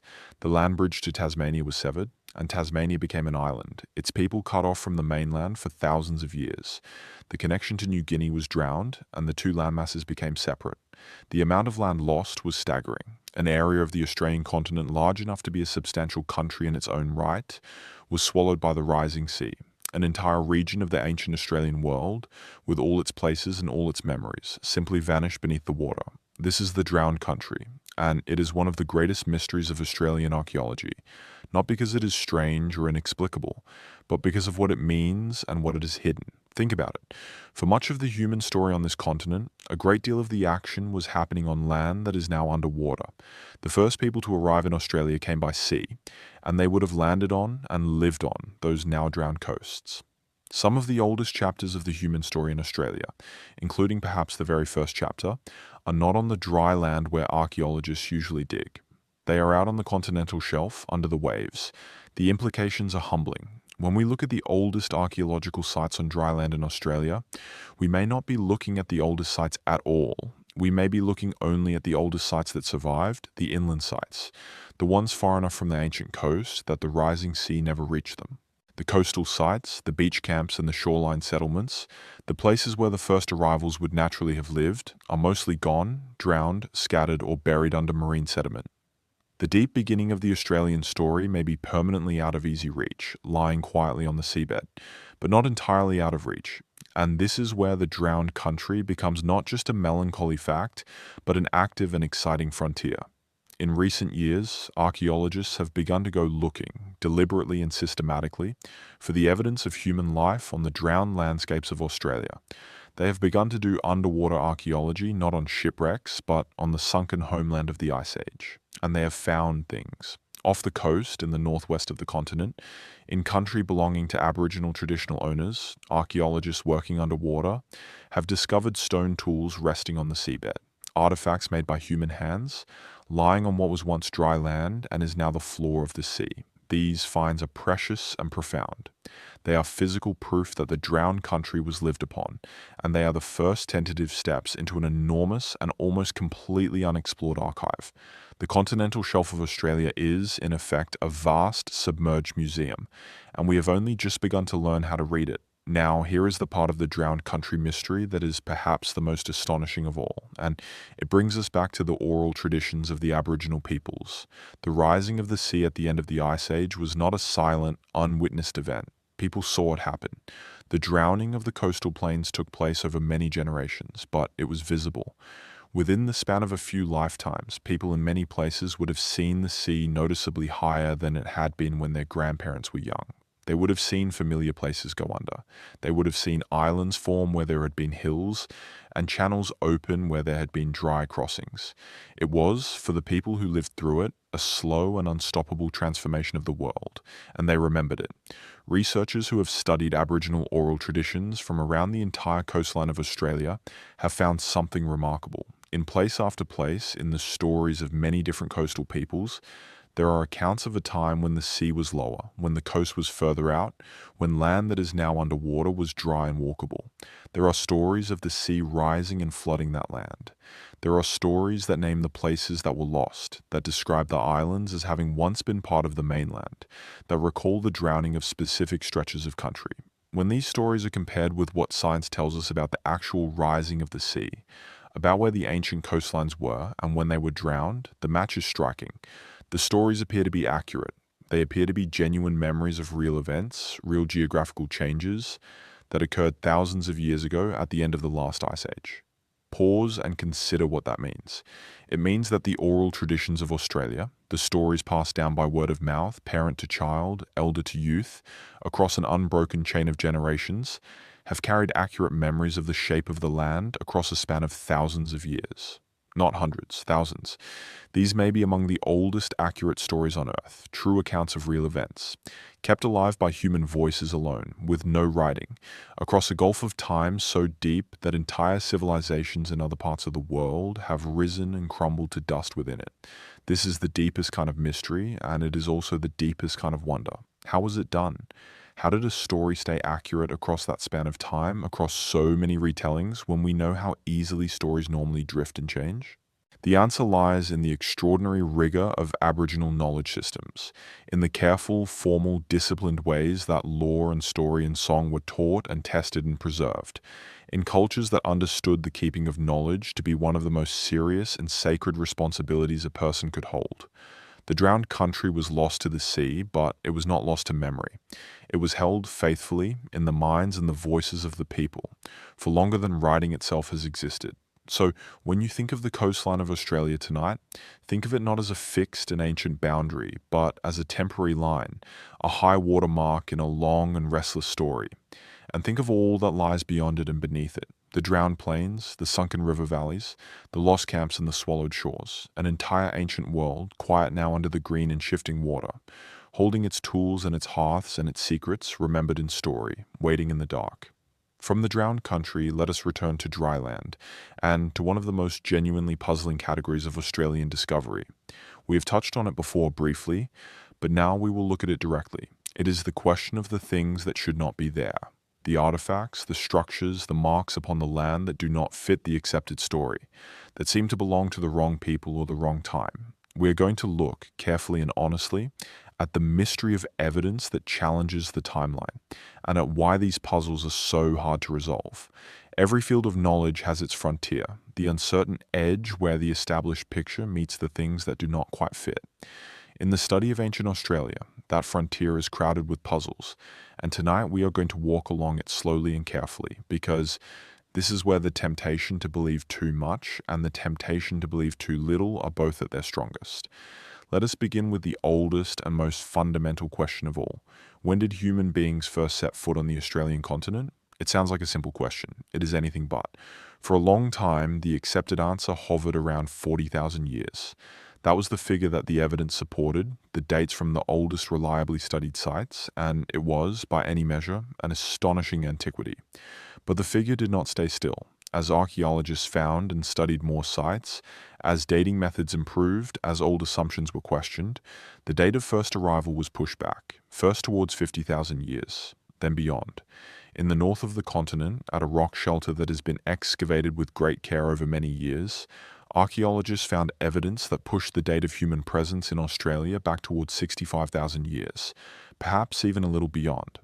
They found stone tools, ground-edge tools of a sophistication that surprised many researchers, along with other traces of human activity, sealed in layers of sediment that were dated using careful scientific methods.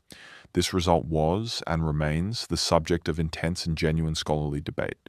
It is not a fringe claim. It is a serious finding from a serious excavation, published and scrutinized by the scientific community. But it is also contested. Some researchers accept the early date. Others raise careful technical objections. They question whether the artifacts might have moved downward through the sediment over time, ending up in layers older than the layer they were originally dropped in. They question aspects of the dating. The debate is exactly what good science should look like, a genuine evidence-based disagreement among experts, conducted in the open. And here is the mystery, the real one, stripped of all sensationalism. We do not know with certainty when the first people arrived in Australia. We know it was an immensely long time ago, almost certainly more than 50,000 years, possibly considerably more. But the precise figure, the true date of that first landfall, remains genuinely uncertain, and every time the date is pushed back, it creates new puzzles. An earlier arrival in Australia has implications for the whole story of how modern humans spread out of Africa and across the world. It affects the timeline of human movement through Asia. It raises questions about sea travel, because reaching Australia always required crossing open ocean, and an earlier arrival means people were capable of significant sea voyages even earlier than thought. The first peopling of Australia is a thread that, when pulled, tugs at the entire fabric of human prehistory. Now, let us turn to the more controversial category, the genuinely anomalous objects and claims. Over the long history of European presence in Australia, there have been many reports of discoveries that do not fit. Let us be calm and fair about this, because it is a subject where calm and fairness are often in short supply. There have been reports over the years of objects found in Australia that some have claimed are evidence of ancient visitors from distant civilizations. We have already discussed two of the most famous examples, the old African coins found in the far north, and the carvings resembling Egyptian writing in the gully north of Sydney. There are others, reports of inscriptions, of carvings, of objects of stone or metal, found here and there across the continent that someone, at some point, has interpreted as a trace of pre-European contact by people from the ancient Mediterranean, or from Asia, or from the Pacific, or from further afield still. How should a careful person think about all of this? Here is a way to hold it honestly. First, the default explanation for most such claims, and the one that careful investigation usually supports, is the ordinary one. An object that looks ancient and out of place is, most often, either modern, or misidentified, or hoaxed, or genuinely old but moved to its strange location in recent times. The world is full of old coins, old objects, curiosities that travel in pockets and collections and end up in unexpected places. The desire to find something extraordinary is powerful, and it leads people, honestly and without any intent to deceive, to see significance where there is none. A natural mark on a rock becomes an inscription. A modern carving becomes an ancient one.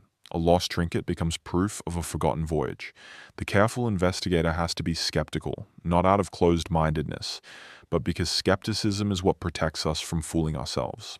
Second, and this is just as important, the genuine documented history of ancient Australia is so rich and so deep that it does not need any of these contested claims to be remarkable. The real story, the provable story, is that human beings reached this continent by sea more than 50,000 years ago, spread across it, came to know every corner of it, and built the longest continuous culture in the history of the human species. That is the wonder. That is the discovery.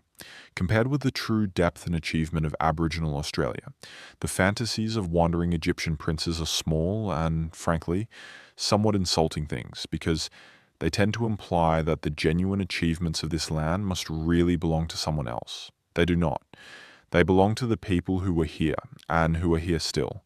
Third, and this is where we keep the door of genuine mystery open, we should also be humble. The history of archaeology is, in part, a history of confident experts being proven wrong. Things once dismissed as impossible have sometimes turned out to be true. The date of human arrival in Australia, as we have just seen, has been pushed back again and again, often against the resistance of established opinion. The Budge Bim eel farms forced a complete rethink of how Aboriginal people lived. The drowned coastlines have opened an entire new continent's worth of potential archaeology. So, while the default explanation for an anomalous object is the ordinary one, the wise person does not slam the door entirely. The wise person says, this particular claim is not supported by good evidence, but the land is vast, the past is deep, and we should keep looking and keep our minds open to being surprised. There is one category of out-of-place discovery that deserves special and careful mention because it is real and documented and genuinely changes part of the story. It concerns the dingo, the wild dog of Australia. The dingo is woven deep into the Australian landscape and into Aboriginal culture, and for a long time it might have seemed as though it had always been there, but it had not. The dingo is not one of the ancient marsupials. It is a placental mammal, a dog, and dogs are not native to Australia. The dingo arrived, someone brought it, by boat across the sea, from the islands to the north, and the dingo arrived relatively recently in the long span of Australian human history, within the last several thousand years, long after the first human arrival. Think about what that means. It means that thousands of years after people first reached Australia, there was still contact, still movement, still a connection across the sea between Australia and the islands to the north. The arrival of the dingo is hard physical proof that the northern coast of Australia was never a completely sealed door. People, and their animals, were still crossing that water in the relatively recent past. It is a small four-legged piece of evidence for a connected ancient world, and it is entirely accepted by mainstream science because the evidence for it is solid. The dingo reminds us that the line between accepted history and contested mystery is not always where we expect it to be, and that genuine surprises do turn up and are accepted when the evidence is good enough. Let us now consider a different kind of timeline puzzle, one that is not about objects, but about technology and ideas. Across the long span of the Aboriginal occupation of Australia, the way people lived was not static. It changed, new tools appeared, new techniques spread. The way stone was worked, the kinds of implements that were made, the strategies for getting food, all of these developed and shifted over the millennia. At a certain point in the deep past, a few thousand years ago, there appears to have been a period of notable change across parts of the continent. New kinds of stone tools, smaller and more finely made, became widespread. There are signs of shifts in how people were living, in population, in the use of the land. The dingo arrived around this broad period as well. Something or several things were happening. What caused this period of change? This is a real and open question in Australian archaeology. Was it driven by climate, by a shift in the environment that demanded new ways of living? Was it driven by internal developments, by Aboriginal societies innovating and spreading new ideas across the continent through their own networks of trade and contact and ceremony, networks that we know were vast and sophisticated? Was it influenced, in the north at least, by contact with the outside world, by the flow of ideas along the same sea routes that eventually brought the dingo? It was very likely a combination, and the precise weave of causes is still being studied and debated. It is another of the genuine, unsensational mysteries, a real puzzle about how and why an ancient society changed. The honest picture of ancient Australia, then, is not a picture of a single dramatic secret waiting to be uncovered. It is something better and more interesting than that. It is a picture of a deep, dynamic, sophisticated human history, full of real puzzles, real debates, real uncertainties, and real ongoing discovery. The timeline of first arrival is still being refined. The drowned coastlines are only beginning to be explored. The story of how and why ancient societies changed is still being pieced together. The mysteries are not gaps to be embarrassed about. They are the living edge of a science still in motion, still finding things, still being surprised. Let us now leave the realm of stone tools and contested objects and move to something stranger and more atmospheric. We are going to talk about the places in Australia that have gathered around themselves a different kind of mystery. The mystery of disappearance, the mystery of strange lights and strange sounds, the mystery of the land itself seeming, to many who have traveled it, to be watchful and old and not entirely knowable. We are going to talk about the haunted edge of the Australian outback and about the famous puzzles of people and things that have vanished into it. There is a particular feeling that the Australian outback produces in people, and it is hard to put into words. It is a feeling of immense, indifferent age.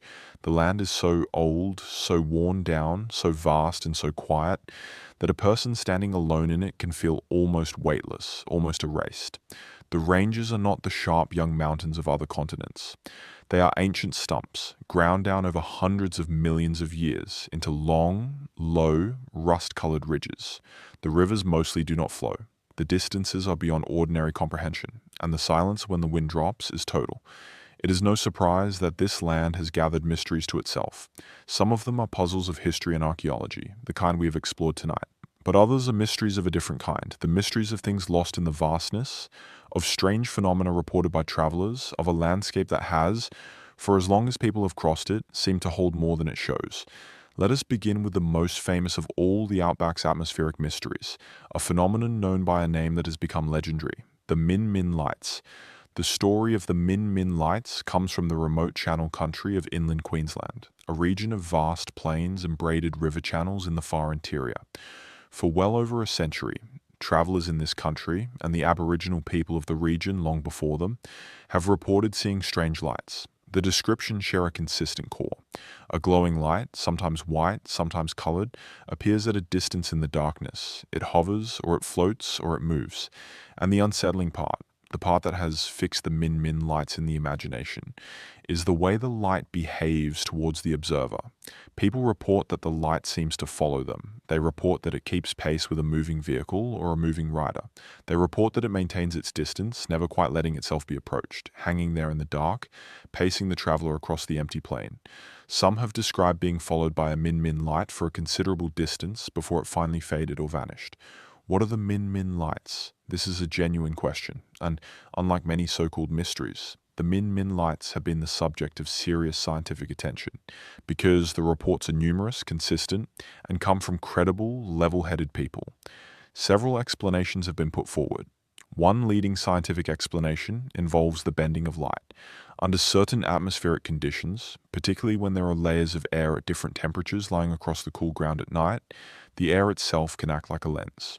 Light from a distant source, a source far over the horizon and completely invisible by any ordinary line of sight, can be bent by these layers of air and channeled across great distances, so that it appears to the observer as a glowing light hovering in the middle distance. The source might be a vehicle's headlights, a homestead light, a campfire, something many kilometers away, even beyond the curve of the Earth.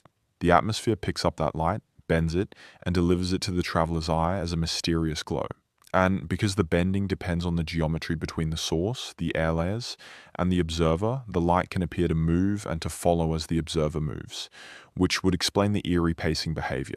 It is a real and well understood optical effect, and it fits many of the Min Min reports well. There have even been careful attempts to recreate the phenomenon, in which observers in the Channel Country at night were shown a distant, controlled light source under the right atmospheric conditions, and reported seeing exactly the kind of floating, hovering, hard-to-place glow that the Min Min tradition describes.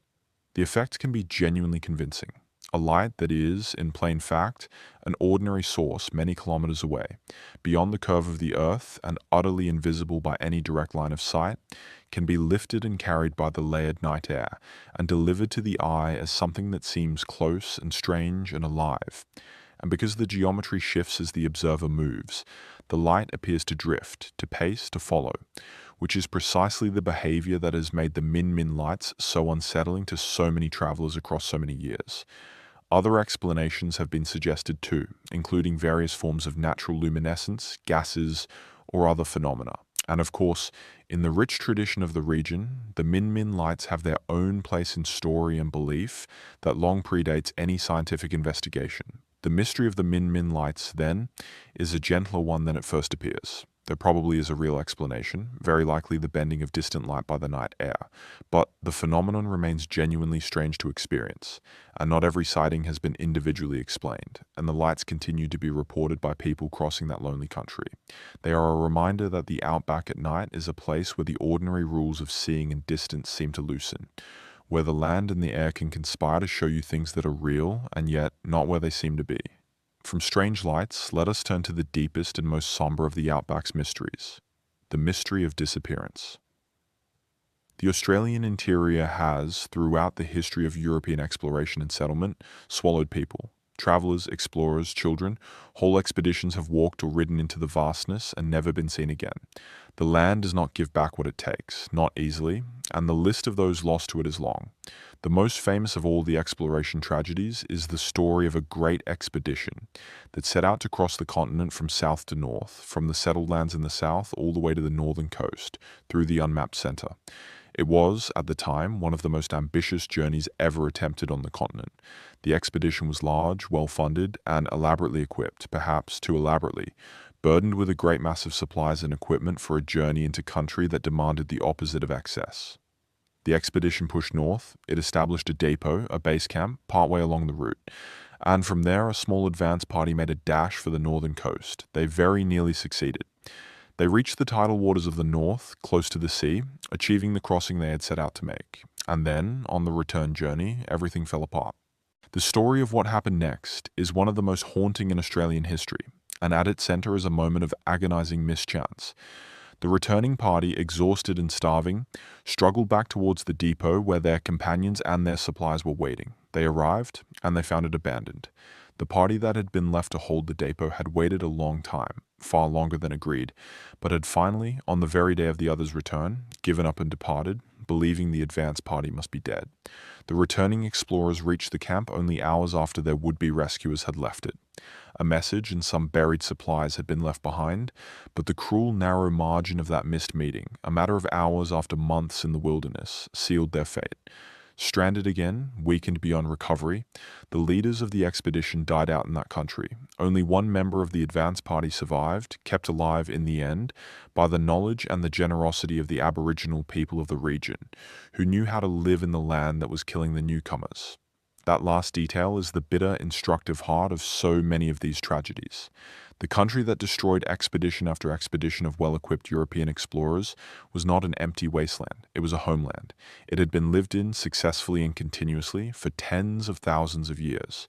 The Aboriginal peoples of the interior possessed an exact, detailed, life-sustaining knowledge of that country, of its waters, its foods, its seasons, its ways. The explorers died not because the land was unsurvivable, but because they did not know it and too often did not think to learn from those who did. The mystery of the lost explorers is, in a sense, not a mystery at all. It is a lesson. The land was knowable, it simply was not known by them. But not every disappearance has even that grim explanation. The outback has also taken people in ways that were never resolved at all. There are cases, scattered across the long history of the inland, of individuals who simply vanished. A traveler who set out between 2 points and never arrived and was never found. A person who walked away from a stalled vehicle, or a camp or a homestead, and was swallowed by the distance. The interior is so vast, and in places so rarely visited, that a person lost in it may never be found, may leave no trace that anyone ever happens upon. Search parties can comb a region for weeks and cover only a fraction of it. The land keeps its missing. These disappearances have, over the years, gathered legend around them. Stories of cursed stretches of road, of unlucky country, of places where travelers should not stop. Some of the most famous modern Australian mysteries involve people vanishing along remote highways, in country where the next town might be hundreds of kilometers away, and the traffic might pass only a few times a day. In such places, a person in trouble is desperately alone, and the line between an ordinary misadventure and a permanent, unexplained disappearance can be terribly thin. It is worth being clear and grounded here, as we have tried to be throughout. Most disappearances, even in the outback, have ordinary if tragic explanations. People become lost, people succumb to the heat and the lack of water, which can kill with shocking speed in that environment. People meet with accidents far from any help. The outback does not need to be supernatural to be deadly. Its sheer scale and harshness are explanation enough. The genuine mystery in most cases is not what kind of force took the person, but simply the unbearable not knowing, the absence of an answer, the silence where a resolution should be. And that silence, that quality of not knowing, is perhaps the truest mystery of the Australian interior. It is a land so old and so large that it does not easily yield its stories. It has swallowed the secret of the merry man's makers. It has swallowed, surely, countless archaeological clues, objects and sites that no one ever recorded or even saw. It has swallowed lost travelers and whole expeditions. It holds drowned coastlines and vanished giants, and 100,000 rock art sites and the deepest human history on Earth. And it shows us only a fraction of all of it, only what erosion happens to expose, only what we are lucky or diligent enough to find. Lie still and let that vastness settle around you. Picture the outback at night, the great dark plain under the brilliant southern stars, the silence so deep it seems to hum. Somewhere out there a light is pacing a lonely traveler across the dark. Somewhere out there the wind is slowly filling in the trench that outlines a giant. Somewhere out there, under the sand and under the sea, the ancient past is keeping its secrets, patient and quiet, as it has kept them for 50,000 years. We have one more great theme to explore tonight before we bring this long journey to its close. We have traveled across the land and beneath the sea and into the puzzles of objects and disappearances. Now, let us go finally into the realm of the mind and the spirit. Let us talk about the deepest layer of all, the ancient system of knowledge and law and story that the Aboriginal peoples of Australia call, in English, the dreaming. Because within that vast and sophisticated tradition lie mysteries of memory and meaning that may be the most profound of all. There is a word that gets used in English to describe the central tradition of Aboriginal Australian belief, and the word is the dreaming, or sometimes the dream time. It is worth saying clearly that the word is an imperfect translation. The concepts it points to are far richer, far more complex, and far more grounded than the English word, with its suggestion of sleep and unreality, can possibly convey. Different Aboriginal peoples have their own words and their own understandings, and the dreaming is not a single uniform thing, but a vast family of related traditions across hundreds of distinct cultures and languages. But with that caution firmly in place, we can still say something about why the dreaming belongs in a journey through Australian mysteries, because it is, among many other things, one of the most sophisticated systems for storing and preserving knowledge that the human species has ever devised. And the mystery at its heart is the mystery of how it has carried so much, so accurately, across so vast a span of time. The dreaming, broadly understood, is an account of the creation and the order of the world. It tells of a formative time when ancestral beings moved across a formless land, and through their actions and their journeys shaped everything that exists. They created the hills and the rivers and the waterholes. They created the animals and the plants. They created the people, and they laid down the law, the rules and relationships and responsibilities by which people must live. And crucially, these ancestral beings and their deeds did not simply happen once and then end. They are understood to be ongoing, present, woven into the land itself. Every feature of the country is connected to the dreaming. A particular rock is not just a rock, it is the body of an ancestral being, or the place where an ancestral being did something, and it carries a story, and that story carries law and knowledge. This means that, for the Aboriginal peoples of Australia, the entire continent is a text. The land is a vast library. Every hill, every waterhole, every bend in a river, every distinctive feature of the country is a page holding a story, and the stories together hold the accumulated knowledge of the culture, the law that governs how people relate to one another, the knowledge of where water can be found and when, the knowledge of which plants are food and which are medicine and which are dangerous, and how to find them and prepare them, the knowledge of the seasons, of animal behavior, of the movements of the sky.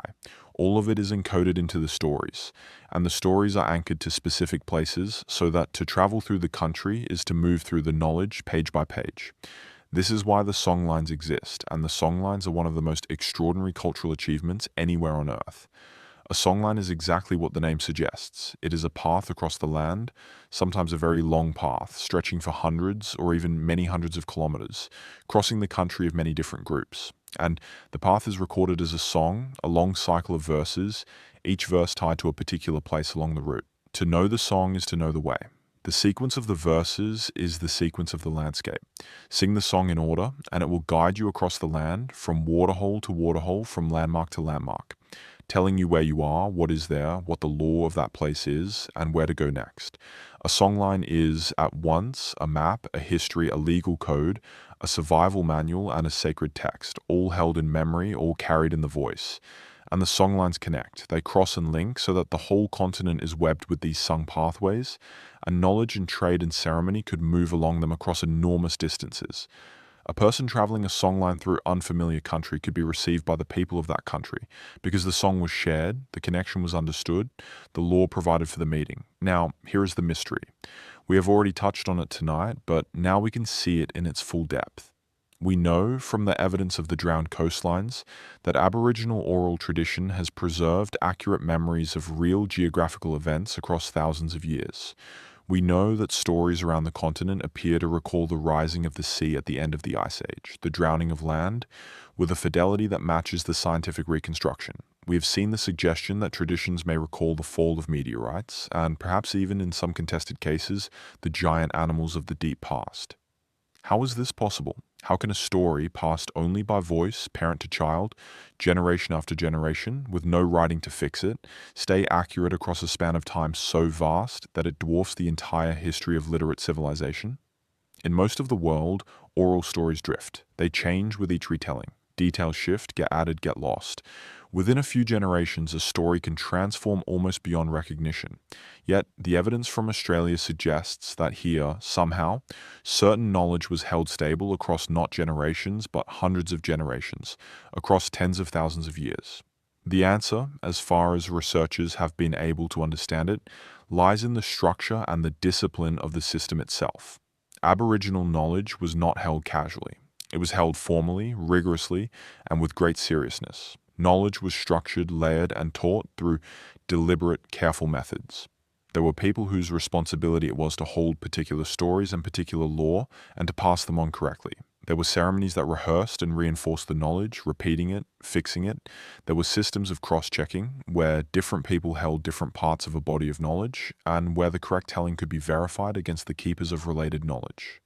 The anchoring of stories to specific permanent places in the landscape gave them a fixed framework that resisted drift, because the land itself did not change, and the land was the index of the story. And the consequences of getting it wrong were understood to be grave, because this knowledge was not entertainment.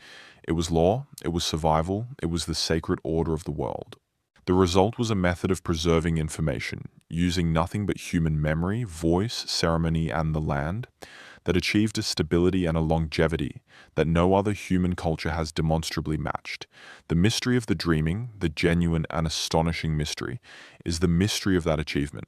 It is the realization that the Aboriginal peoples of Australia solved a problem, the problem of holding knowledge accurately across deep time, that the rest of the world only solved with the invention of writing. And they solved it tens of thousands of years before writing existed. And they kept it solved continuously, longer than any written tradition has yet lasted. Sit with the size of that for a moment. Somewhere in the oral traditions of Australia, there may still be knowledge, real knowledge, that has been carried unbroken since before the end of the last ice age. Memories of a world that no scientist witnessed and no writing recorded, held alive in the human mind alone, across a gulf of time so deep that it is hard to feel its true dimensions. That is not a fantasy. That is, as far as the evidence suggests, simply what happened on this continent. And it forces a kind of humility. Throughout this journey, we have spoken of mysteries, of things that researchers cannot explain, of debates and uncertainties. But the deepest layer of Australian knowledge is not a gap in our understanding at all. It is a vast body of understanding that simply belongs to someone else. The Aboriginal peoples of Australia hold knowledge of their country, their history, and their law that outsiders have only begun to appreciate. and much of which is not for outsiders at all, because it is restricted, sacred, held under traditional law that governs who may know what. The greatest archive of ancient Australia is not buried in the ground waiting for archaeologists. It is held living in the minds and the cultures of the people whose ancestors have lived here all along. There is a further mystery folded into this, and it is a painful one.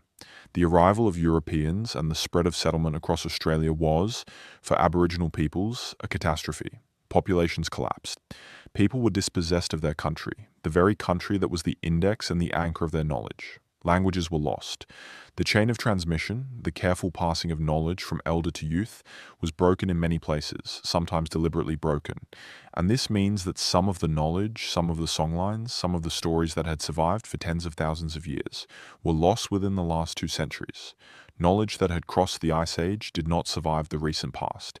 We will never know the full extent of what was lost. That is a mystery of a different and sadder kind, a mystery that is really a wound. Whole libraries of human understanding, accumulated across an almost unimaginable span of time, faded out of the world within a few generations, and we cannot even measure the size of the gap because the only people who could have told us what was in those libraries were the people who carried them. But it is not all loss, and this is important to say as we move towards the end of our journey. Aboriginal cultures are living cultures. They were not destroyed. They endured and adapted and survived, and in many places they are strong. And the work of holding and renewing and protecting traditional knowledge goes on. The songlines are still sung, the law is still kept, the connection to country endures. Increasingly, that knowledge is being recognized by the wider world, not as quaint folklore, but as exactly what it is, a sophisticated and irreplaceable intellectual achievement, a way of understanding the land and the sky and the deep past that has things to teach everyone. The collaboration between Aboriginal knowledge holders and scientists has already transformed our understanding of the drowned coastlines, of the sky traditions, of the management of the land with fire, of the deep history of this continent. The greatest discoveries about ancient Australia in the years to come may well come from exactly that meeting, the meeting of the world's oldest continuous body of knowledge with the tools of modern science, each one illuminating the other. So, as our long night journey begins to draw towards its close, let us gather together everything we have traveled through, and let us think about what it all means. Let us hold all at once the giant in the desert and the dancers on the rock, the ochre grave by the vanished lake, and the footprints in the hardened mud, the giant animals in the drowned country and the songlines that cross the continent. Let us think about the true shape of the mystery of ancient Australia. We have spent much of this journey at the surface of things, walking the land, reading the rock, watching the sky. Let us now go beneath the surface, into the ground, and into one of the most carefully studied and most genuinely puzzling areas of all, the story of the ancient human remains of Australia and the questions that the bones themselves have raised. When archaeologists and scientists study the deep human past, the most direct evidence they can ever hope to find is the remains of the people themselves. A skeleton, a skull, a fragment of bone can carry an extraordinary amount of information. It can tell us about a person's age, their health, their diet, the hardships they endured, the way they lived and died, and across the long span of human presence in Australia. Such remains have been found, studied, and, in recent decades, increasingly returned to the Aboriginal communities to whom the ancestors belong, in keeping with a proper respect for the dead and for the wishes of their descendants. We have already spoken of the most famous of all, Mungo Man and Mungo Lady, the ancient burials from the dry lake country of New South Wales, with their ochre and their cremation and their immense antiquity. But Mungo is not the only place that has yielded ancient remains, and the wider picture has, over the years, generated genuine scientific puzzlement.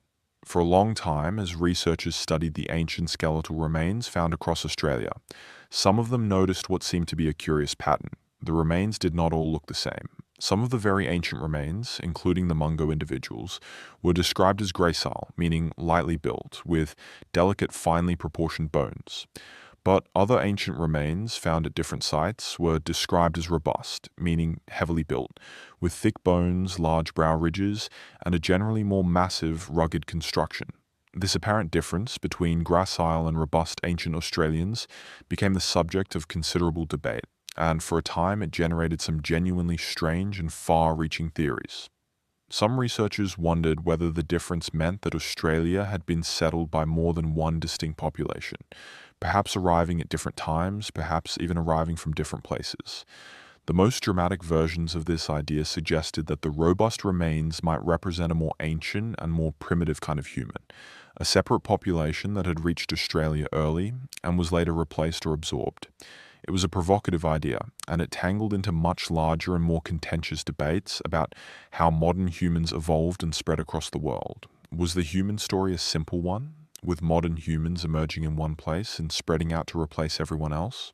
Or was it more complex, with different populations in different regions, mixing and contributing in tangled ways? The ancient bones of Australia were pulled into the very center of that argument. So, what is the answer?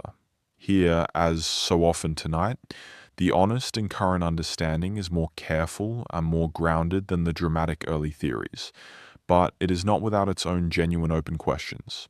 The mainstream understanding today is that the ancient peoples of Australia were all part of a single broad population, the ancestors of today's Aboriginal Australians, and that the apparent differences between gracile and robust remains do not require any exotic explanation involving separate species or multiple waves of fundamentally different people. Human beings are variable. People differ in their build, in their bone structure, in their proportions, naturally within any single population. Differences in diet, in lifestyle, in the physical demands of life in different environments can all influence how heavily built a person's skeleton becomes. Some of the apparent patterns may also have been affected by the conditions in which particular remains were preserved, or by the methods and assumptions of the researchers who studied them in earlier eras. The dramatic idea of separate, deeply distinct founding populations has, broadly, not held up. But, and this is where the genuine open question remains, the detailed story of exactly how Australia was first peopled, by how many founding groups, arriving by how many routes, and how those early populations related to one another and to populations elsewhere, is still not fully resolved. The study of ancient genetic material, the DNA that can sometimes be recovered from old remains, and the study of the genetics of living populations has added enormous new power to these investigations, and it is steadily clarifying the picture. It has confirmed the deep and ancient roots of Aboriginal Australians on this continent and the long, long span of their connection to it. But the fine details of the founding story, the precise number and timing and routes of the earliest arrivals, remain a subject of active research and genuine, legitimate scientific discussion. So, the mystery of the ancient remains is, once again, not a mystery of the bizarre or the impossible. It is a real, ongoing scientific puzzle about the precise shape of the deep past. And it sits within a context that has changed profoundly and rightly in recent decades. For a long time, ancient Aboriginal remains were treated by science as specimens, removed from country, held in institutions, studied without the consent or involvement of the communities whose ancestors they were. That has changed. There is now a strong and proper recognition that these are not specimens. They are ancestors. They are the dead, and they belong to their descendants and to their country. Many remains, including the Mungo ancestors, have been returned, brought home in solemn and significant acts of repatriation. The study of the ancient past now increasingly happens in partnership with Aboriginal communities, with their consent and their involvement, and on terms that respect the dead. This is not a constraint on knowledge. It is a correction and a return to a proper relationship between the living, the dead, and the country that holds them both. Let us turn now to another category of buried mystery, one that is less about human remains and more about the puzzling traces of human activity. Across Australia, archaeologists studying ancient sites have sometimes encountered things that are difficult to interpret, patterns in the evidence that do not have an easy or agreed explanation. Consider, for example, the deep deposits found in some of the great rock shelters of the north, the layered accumulations of sediment and material that build up on the floor of a shelter over tens of thousands of years of use. Archaeologists excavate these deposits with painstaking care, peeling back the layers one by one, and each layer is a slice of time. Within them, they find the debris of ancient life, stone tools, the remains of meals, traces of fire, fragments of ochre and pigment. And sometimes, within these long records, there are puzzles. A layer where the evidence of human activity seems to thin out or vanish for a long span of time before resuming. Did the people leave that place for thousands of years? And if so, why? Was it a change in the climate, a drying of the country that drove them away before a later return? Or is the apparent gap an illusion, a quirk of how the deposit formed or how it was preserved or how it has been studied? These are real questions, debated in the technical literature, and they are part of the genuine, unglamorous mystery of reconstructing the deep past from fragmentary evidence. Consider, too, the puzzles of ancient technology. The ground-edge stone tools found in the far north, the ones associated with the very early dates for human arrival, are more sophisticated than researchers once expected to find at such an early period. The technique of grinding a stone tool to give it a smooth, sharp, durable edge was, in many parts of the world, associated with much later periods of human development. Finding it in Australia at such an early date is a genuine and interesting puzzle. It suggests that the people who arrived on this continent, all those tens of thousands of years ago, were not technologically simple. They arrived already capable, already skilled, carrying sophisticated knowledge with them. The deep past of human capability keeps turning out to be richer and earlier than the old textbooks assumed, and Australia has been one of the places that keeps delivering that lesson. Think of what a ground edge tool actually represents. To grind a stone edge smooth and sharp rather than simply chipping it, a person must invest a great deal of time and patient effort, working the stone against another surface again and again until the edge is keen and durable. That is not a casual act. It is a deliberate choice to spend hours making a better tool, a tool that will hold its edge and last. It implies planning, the valuing of the future over the convenience of the moment, and a settled enough way of life to make that investment worthwhile.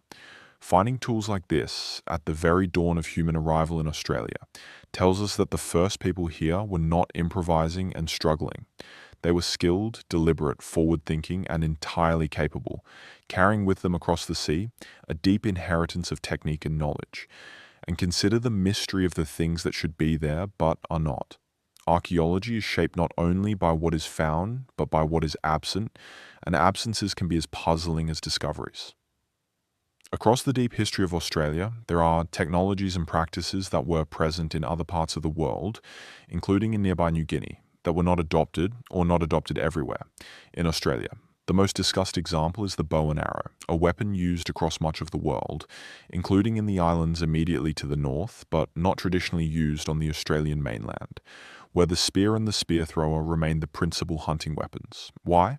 This has long been discussed, and the discussion is genuinely interesting, because the easy assumptions are almost certainly wrong. It is not that Australians could not have had the bow. They were in contact, at least in the north, with people who used it. The far more likely truth is that the question itself is slightly misframed. The Australian spear thrower, the device that allows a hunter to launch a spear with tremendous force and accuracy, was a superb and highly effective weapon, perfectly suited to Australian conditions, and Australian game and Australian ways of hunting. A culture does not adopt every technology it encounters. It keeps what works, what fits its environment and its way of life. The absence of the bow is not a deficiency or a mystery of failure. It is, most likely, simply a choice, the reasonable choice of people who already had a tool that did the job superbly well. But the precise reasoning, the full cultural story behind such choices, is something we can only partly reconstruct, and so a gentle question mark remains. This brings us to a theme worth pausing on, because it has run quietly beneath this entire journey. So many of the mysteries of ancient Australia turn out, on close inspection, to be mysteries of our own assumptions. We look at the deep Aboriginal past expecting to find simplicity, and we find sophistication, and we call the sophistication a mystery. We expected hunter-gatherers, and we found aquaculture engineers at Budgebim. We expected crude beginnings, and we found ground-edge tools at the dawn of arrival. We expected oral stories to be vague myth, and we found accurate records of drowned coastlines. We expected a simple founding, and we found a deep, complex genetic history. Again and again, the mystery has not been some strange anomaly in the evidence. The mystery has been the gap between what the evidence shows and what we, the inheritors of an old and limited story, expected to find. Perhaps the truest way to understand the mysteries of ancient Australia is this. They are mostly not mysteries of the impossible. They are mysteries of the underestimated. The deep human past of this continent was richer, older, more sophisticated, more enduring, and more accomplished than the world long allowed itself to believe. And the genuine ongoing wonder is the steady, patient work of catching up, of letting the evidence and the knowledge of the traditional owners correct the old story, piece by piece, year by year. Let us travel now to one more specific place, one more concrete and remarkable site, before we begin our final descent towards rest.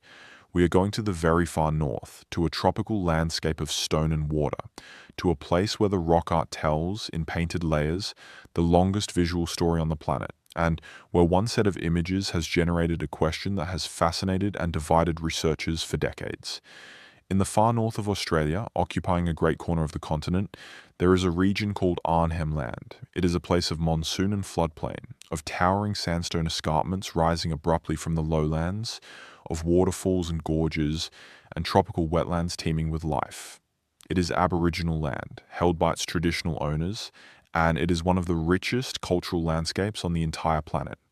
Within its stone country, in countless rock shelters and on countless cliff faces, is rock art of staggering quantity, variety, and age. If the Kimberley gave us the Guion, Arnhem Land gives us something even broader. It gives us the longest continuous visual record of any people anywhere on Earth. To walk into one of the great rock art shelters of Arnhem Land is to walk into a kind of deep time machine. The art is layered. Generation upon generation of artists, across tens of thousands of years, returned to the same walls and added their images. Newer paintings were placed over older ones. The pigments and the styles and the subjects changed across the millennia, and because the layers can be studied and ordered, the wall becomes a stratified record, a timeline you can read with your eyes. The oldest images, deep in the sequence, faded and overlaid, belong to the world of the Ice Age. The most recent, sharp and bright at the top of the sequence, belong almost to living memory. And in between is everything, the whole vast middle of the human story on this continent, painted in ochre on stone. The subjects of the art change as you move up through time, and those changes are themselves a record of a changing world. In the older layers, there are images of animals, and some of those animals are the key to one of Arnhem Land's most discussed mysteries. Because among the ancient paintings, there are depictions of creatures that are not part of the modern fauna of the region. There are images that researchers have interpreted as showing animals that are now extinct, or animals that no longer live anywhere near that part of the continent. There is one particular animal that appears in some of the old Arnhem Land paintings that has generated real excitement and real debate. It is a striped dog-like creature. To many eyes, it strongly resembles an animal that, until recent times, survived only on the island of Tasmania and is now believed to be extinct everywhere. This animal, a marsupial predator with a distinctive striped back, once lived across the Australian mainland as well, before vanishing from the mainland thousands of years ago, long before it made its final stand and then disappeared in Tasmania. If the old paintings in Arnhem Land genuinely depict this striped marsupial predator, and many researchers believe they do, then those paintings are portraits of an animal drawn from life by artists who actually saw it on the mainland before it vanished from that country. The paintings would be a window onto a lost fauna, a record of the living animal made by people who shared the land with it. And the age of such paintings would help to pin down when the animal disappeared from the mainland, a genuine contribution to the science of extinction. This is a case where rock art and natural history meet, where a painting becomes a piece of evidence, and it is one of the more solid and respected examples of ancient art recording a vanished creature. But the Arnhem Land galleries hold images that are far more puzzling than a striped predator. And now we come to the genuine mystery, the one that has fascinated and frustrated researchers for the better part of a century. Among the ancient paintings of Arnhem Land, there are figures, human-like figures, that are deeply strange, and that do not have an agreed explanation. There is a class of very old, very small painted figures, dynamic and full of movement, that show what appear to be people, but people with features that are hard to interpret. Some of these figures have heads or headdresses of unusual shapes. Some appear to be surrounded by lines or rays or dashes, marks that might represent motion or sound or something else entirely. They are clearly the work of skilled artists, and they clearly meant something specific and important to the people who made them. But what? And there is another, even more provocative category. In some Arnhem Land sites, there are paintings of figures that researchers have nicknamed informally, with various names that all point to the same quality, the quality of strangeness. There are figures that seem to combine human and animal features. There are figures with elaborate adornments that are hard to match to anything known. There are images that have prompted some observers, predictably, to reach once again for the explanation of visitors from the sky, of beings from elsewhere, of ancient astronauts, the same tired explanation that gets draped over the sophisticated art of indigenous cultures all around the world. Let us be clear and careful, as we have tried to be all night. The strange figures of Arnhem Land are not portraits of aliens. To suggest so is to repeat the old, disrespectful error of assuming that when ancient people made something we do not immediately understand, it must point to something other than the people themselves. The strange figures of Arnhem Land are the work of Aboriginal artists, and they belong to Aboriginal traditions, and in many cases, the traditional owners of that country understand exactly what those figures are. They are ancestral beings. They are spirits. They are characters from lore and story and ceremony. They are part of a rich and specific religious and cultural world. The genuine mystery, the honest mystery, is narrower and quieter than the sensational version, but it is real. It is this. For the very oldest layers of Arnhem Land art, the images tens of thousands of years old, the connection to present-day knowledge is not always complete. Cultures change across such immense spans of time. Languages shift, stories transform. The meaning of an image painted 40,000 years ago may not have survived intact into the present, even within the living tradition, simply because 40,000 years is a span so vast that no cultural memory could be expected to carry every detail unchanged. So, when researchers, working respectfully with traditional owners, look at the very oldest and strangest figures, there are cases where everyone, the scientists and the knowledge holders alike, faces a genuine question. What did this mean to the person who painted it all those thousands of years ago? What were they trying to show? That is the true mystery of the strange figures. Not that they are inexplicable, but that they are messages from the very deepest layers of the human past. And the deepest layers are always the hardest to read. They are the faded bottom of the longest book ever written, and some of the earliest pages are simply too old, too worn, for anyone now to be entirely certain of every word. There is one more Arnhem Land mystery worth telling, and it concerns not the strange figures, but a much later layer of the art, and it is a mystery that resolves into something poignant rather than puzzling. In the most recent layers of the rock art, the layers from the last few centuries, the artists of Arnhem Land recorded the arrival of the outside world. There are paintings of the boats of the sea cucumber harvesters from the islands to the north, and there are paintings made by Aboriginal artists of the things that came with European contact: sailing ships, firearms, men on horseback, items of European clothing and technology. The people of Arnhem Land, with the same artistic tradition their ancestors had used for tens of thousands of years, painted the new world as it arrived on their shores. These contact-era paintings are not a mystery in the sense of being unexplained. We know exactly what they show, but they carry a different kind of mystery, an emotional one. To stand in a shelter and see, on the same rock, an ancient painting of a vanished animal and a recent painting of a sailing ship is to feel the entire span of the human story on this continent compressed into a single wall. It is to understand that the people who painted the ships were the direct descendants of the people who painted the animals. The same culture, the same tradition, the same hands across an unbroken chain of 40,000 years. And that they were recording, in that final layer, the arrival of the force that would change everything. The contact paintings are the last entries in the longest diary on Earth, and there is a quiet, powerful sorrow in them, and a quiet, powerful endurance too. The rock art of Arnhem Land, taken as a whole, is perhaps the single greatest answer to the question of what the genuine mysteries of ancient Australia really are.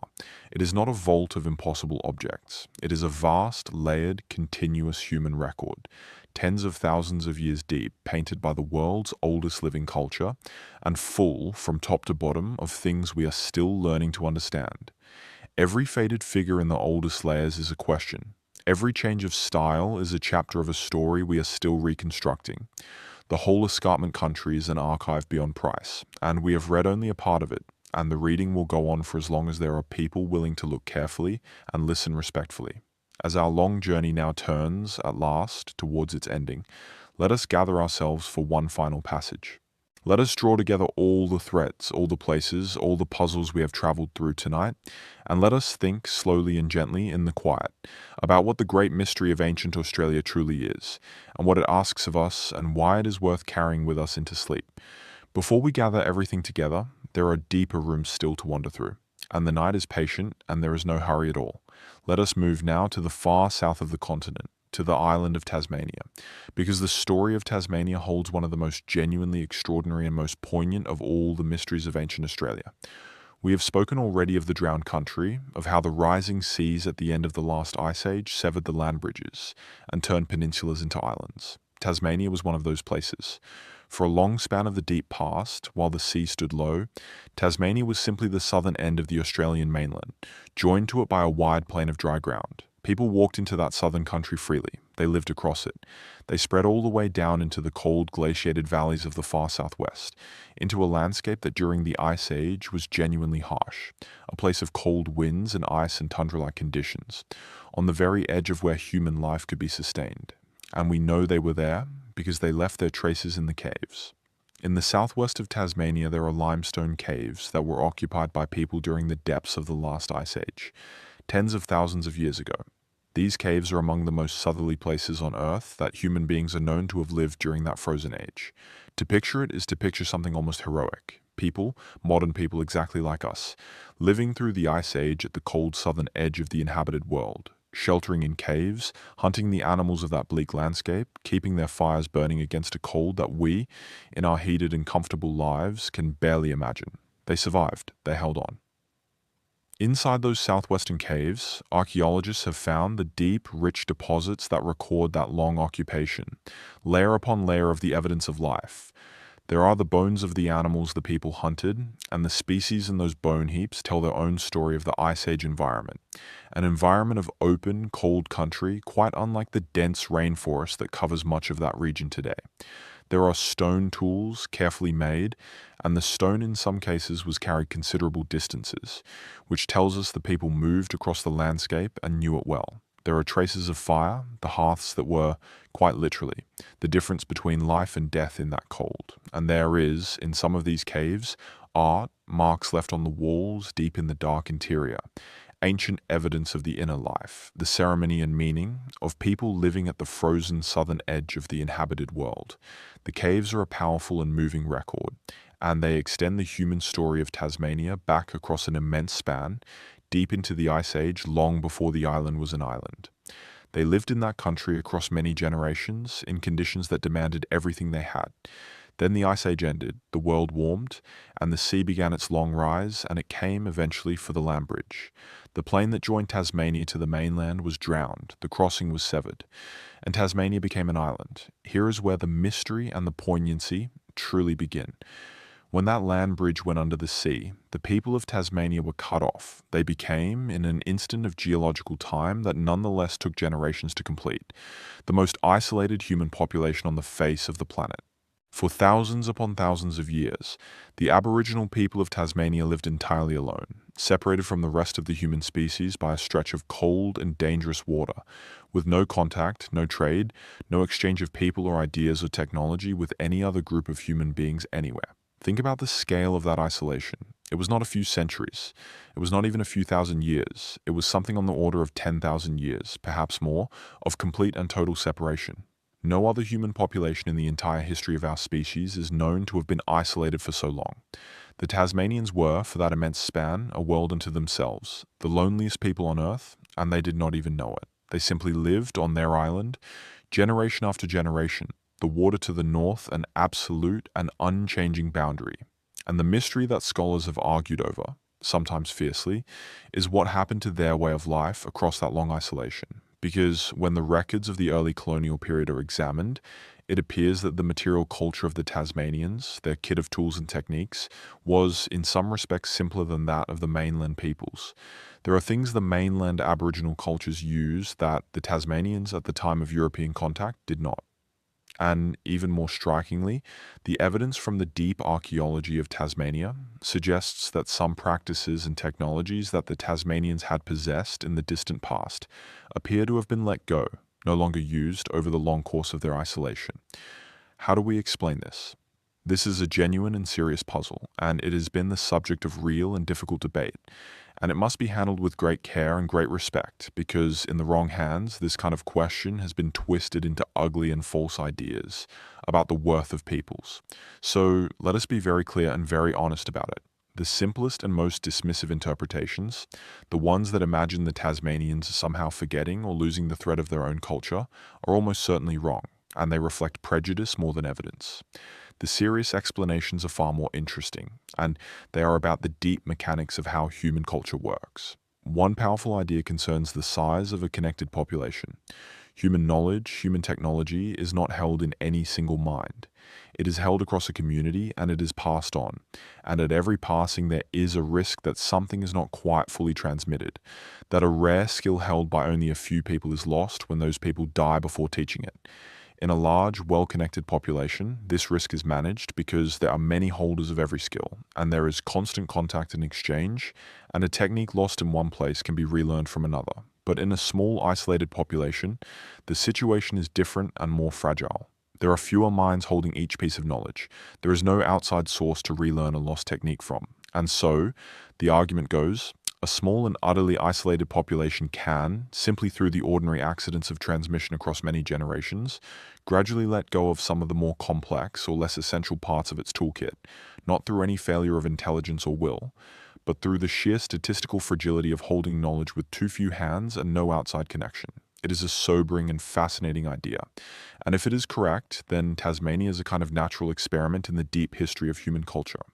It shows us something profound about why connection matters, why the great webs of trade and contact and exchange that crossed the mainland were not luxuries but were, in a sense, the immune system of human knowledge, the thing that kept techniques alive and allowed them to spread and recover. The Tasmanians, cut off from that web, were not less capable. They were simply, through no fault of their own, deprived of the connection that helps a culture hold everything it has. But here we must add the crucial caution, because the picture is genuinely contested and the simple version is not the whole truth. Other researchers have pushed back hard on the idea of a culture in decline, and they make important points. The Tasmanians were not struggling. They lived successfully and well in their island country for that entire vast span of isolation. Their culture was rich. It had art, ceremony, complex social life, deep spiritual tradition, language, and law. The things they did not have or had let go may simply not have been needed in the particular environment of Tasmania, may have been replaced by other solutions, or may have been deliberate choices rather than losses. A culture that thrives for 10,000 years in isolation is not a failing culture. It is a triumphantly successful one. Consider what the Tasmanians achieved across that vast solitude. They knew their island completely, every kind of country it held, the cold western forests and the open eastern woodlands and the mountains and the coasts. They moved across it through the seasons in patterns refined across hundreds of generations. They managed the land with fire as the mainland peoples did, shaping the country to their needs. They harvested the sea, gathering shellfish and hunting along the coasts. They made the tools and the shelters and the clothing suited to a climate far colder than most of the mainland. They held a rich ceremonial and spiritual life, with art and ornament and music and dance, with story and lore passed down the generations. They sustained a network of distinct groups across the whole island, each with its own country, connected by relationship and meeting and exchange. For an immense span of time, with no help and no contact from anyone beyond their shores, they not only survived but lived full and meaningful human lives. That is not a story of limitation. It is one of the most remarkable stories of human self-sufficiency and endurance anywhere on Earth. And so, the genuine mystery is not the false mystery of decline, but the real and subtle question of exactly how a completely isolated human society changes over an immense span of time, what it keeps, what it sets aside, and why. There is one more layer to the Tasmanian story, and it is the saddest of all, and it must be told honestly. The long isolation of the Tasmanians ended with the arrival of Europeans, and for the Aboriginal people of Tasmania, that arrival brought catastrophe of the most extreme kind. The colonial period in Tasmania was, for its Aboriginal people, a time of violence, dispossession, and devastating population collapse. It is one of the darkest chapters in the whole colonial history of Australia. The Aboriginal people of Tasmania, who had lived on their island in unbroken continuity since before it was an island, who had survived the Ice Age and 10,000 years of the most complete isolation any human population has ever known, were brought, within the span of a single human lifetime, to the very edge of destruction by violence and disease and dispossession. But there is something that must be said clearly, because a false and cruel story has often been told. It was once widely claimed that the Aboriginal people of Tasmania were entirely wiped out, that they vanished completely, that they became extinct. This is not true. It was never true. The Aboriginal people of Tasmania survived. Their descendants are alive today. They are a living community with a living culture and a living identity, who have worked across the generations to maintain and revive and strengthen their heritage, their language, their connection to their island country. The story of Tasmania is not a story that ends. It is a story of the most extreme isolation, followed by the most extreme catastrophe, and then, against all of it, survival and continuity and endurance. So, when you think of Tasmania tonight, hold the whole of it. Hold the image of the Ice Age cave dwellers at the cold southern edge of the human world, keeping their fires burning. Hold the image of the rising sea closing the land bridge, and a whole population becoming unknowingly the most isolated people on Earth for 10,000 years. Hold the genuine mystery of how a culture changes across so vast a span of solitude. And hold finally the truth of survival, the fact that through isolation and through catastrophe, the thread was never fully broken, and the people and the culture endure. Let us travel back north now, and let us consider another deep mystery, one that is invisible, because it is a mystery not of stone or bone, but of sound. It is the mystery of the languages of ancient Australia, and of what those languages can tell us, and of how much has been lost. When Europeans arrived in Australia, the continent was home to a vast number of distinct Aboriginal languages, not dialects of one tongue, but hundreds of separate languages, many of them as different from one another, as the languages of Europe are different from one another, grouped into a number of broad families. This was one of the most linguistically rich regions on the entire planet, a continent of hundreds of languages, each one a complete and sophisticated system, each one carrying the lore and the knowledge and the poetry and the songlines of its people. It is worth pausing to dispel an old and false idea, the idea that the languages of the Aboriginal peoples were somehow simple. Nothing could be further from the truth. The Aboriginal languages of Australia are, by any measure a linguist could apply, fully complex, intricate and expressive systems, the equal of any language anywhere. Many of them have grammatical features of a subtlety and a sophistication that linguists find genuinely remarkable ways of marking relationships and directions, and kinds of knowledge that are rarer or absent in the more familiar languages of the wider world. Some Australian languages encode, in their very grammar, the exact source of a piece of information, whether the speaker saw it, heard it, or was told it. Some have elaborate systems for speaking about kin, about the precise web of family relationship that binds a community together, and many are bound intimately to the land itself, with directional systems based not on the body, not on left and right, but on the fixed compass of the world, so that to speak the language at all is to remain perpetually oriented within the country.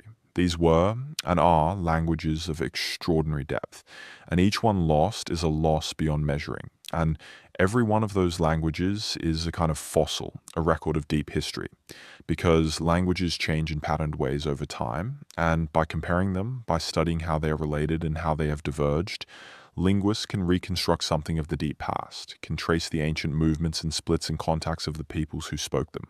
The languages of Australia are an archive of the continent's human history, written not in stone but in grammar and vocabulary and sound. But here is the mystery, and it is a deep one. Across most of the Australian continent, the languages, despite their great number, belong to a single huge family, and that family, by the standards of how languages usually change, does not appear to be as ancient as the human presence on the continent. People have been in Australia for more than 50,000 years. The great language family that covers most of the continent appears, on linguistic evidence, to be very much younger than that, perhaps only some thousands of years old in its spread. How can this be? If people have been here for 50,000 years, where are the traces of 50,000 years of language? Why does so much of the continent speak languages from one relatively young family, rather than a deep and tangled mass of utterly unrelated ancient tongues? This is a real and unresolved puzzle, and several ideas have been offered.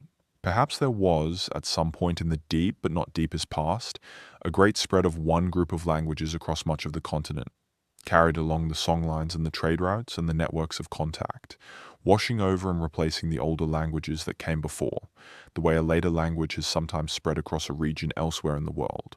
If so, then beneath the languages recorded at the time of European contact, there may lie the ghosts of far older tongues, languages spoken in the deepest past and then lost, overwritten, leaving perhaps only faint traces in place names or in the more isolated languages of certain regions. Or perhaps the puzzle reflects something about the limits of the linguistic method itself, about how far back the comparison of languages can reliably reach before the trail simply goes cold. The honest answer is that the deep history of Australia's languages, like so much else, is a question still being worked on, a genuine mystery at the meeting point of linguistics and archaeology and the deep human past. And it carries, like the Tasmanian story, a thread of profound loss. Of the hundreds of languages spoken on this continent at the time of European arrival, many have fallen silent. The disruption of the last 2 centuries broke the chain of transmission for language after language. And when the last fluent speaker of a language dies, an entire world of knowledge, an entire way of seeing and naming and singing the country, goes quiet. Of the hundreds of languages spoken on this continent at the time of European arrival, many have fallen silent. The disruption of the last 2 centuries broke the chain of transmission for language after language. And when the last fluent speaker of a language dies, an entire world of knowledge, an entire way of seeing and naming and singing the country, goes quiet. Some languages are gone entirely. Others survive with only a few speakers. Each one of those silences is the closing of a book that took tens of thousands of years to write. A book that existed in no other copy, held in no archive, written down nowhere, carried only in living human voices. And here too, there is the other side of the story, the side of endurance and revival, because across Australia there is now dedicated and passionate work led by Aboriginal communities to record, to teach, to reawaken languages, to bring sleeping tongues back into the mouths of children. A language that has gone quiet is not always a language that is gone forever. There are languages in Australia that fell almost completely silent, that reached the point where no one spoke them fluently anymore, and that have nonetheless been carefully and lovingly brought back, reconstructed from old written records, from word lists and recordings made in earlier times, from the memories of elders who held fragments, and rewoven into living speech that children now learn. It is patient and difficult work, the work of decades carried out by communities determined that what their ancestors held should not be lost, and every word recovered is more than a word.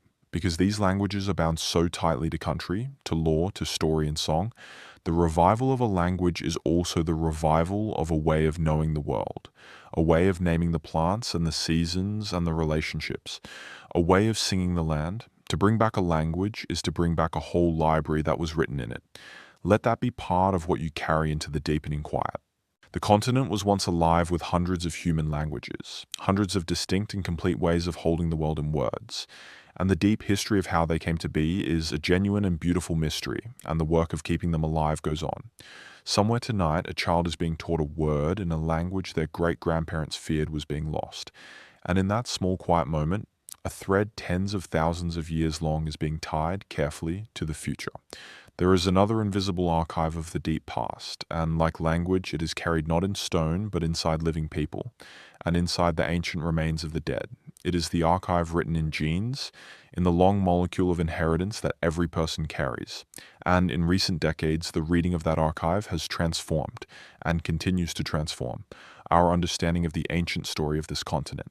Every human being carries in their cells a record. It is a record of ancestry, of where their forebears came from, of the long branching journey that led from the deep past to the present moment. It must be said clearly that this kind of research carries a particular weight and a particular responsibility.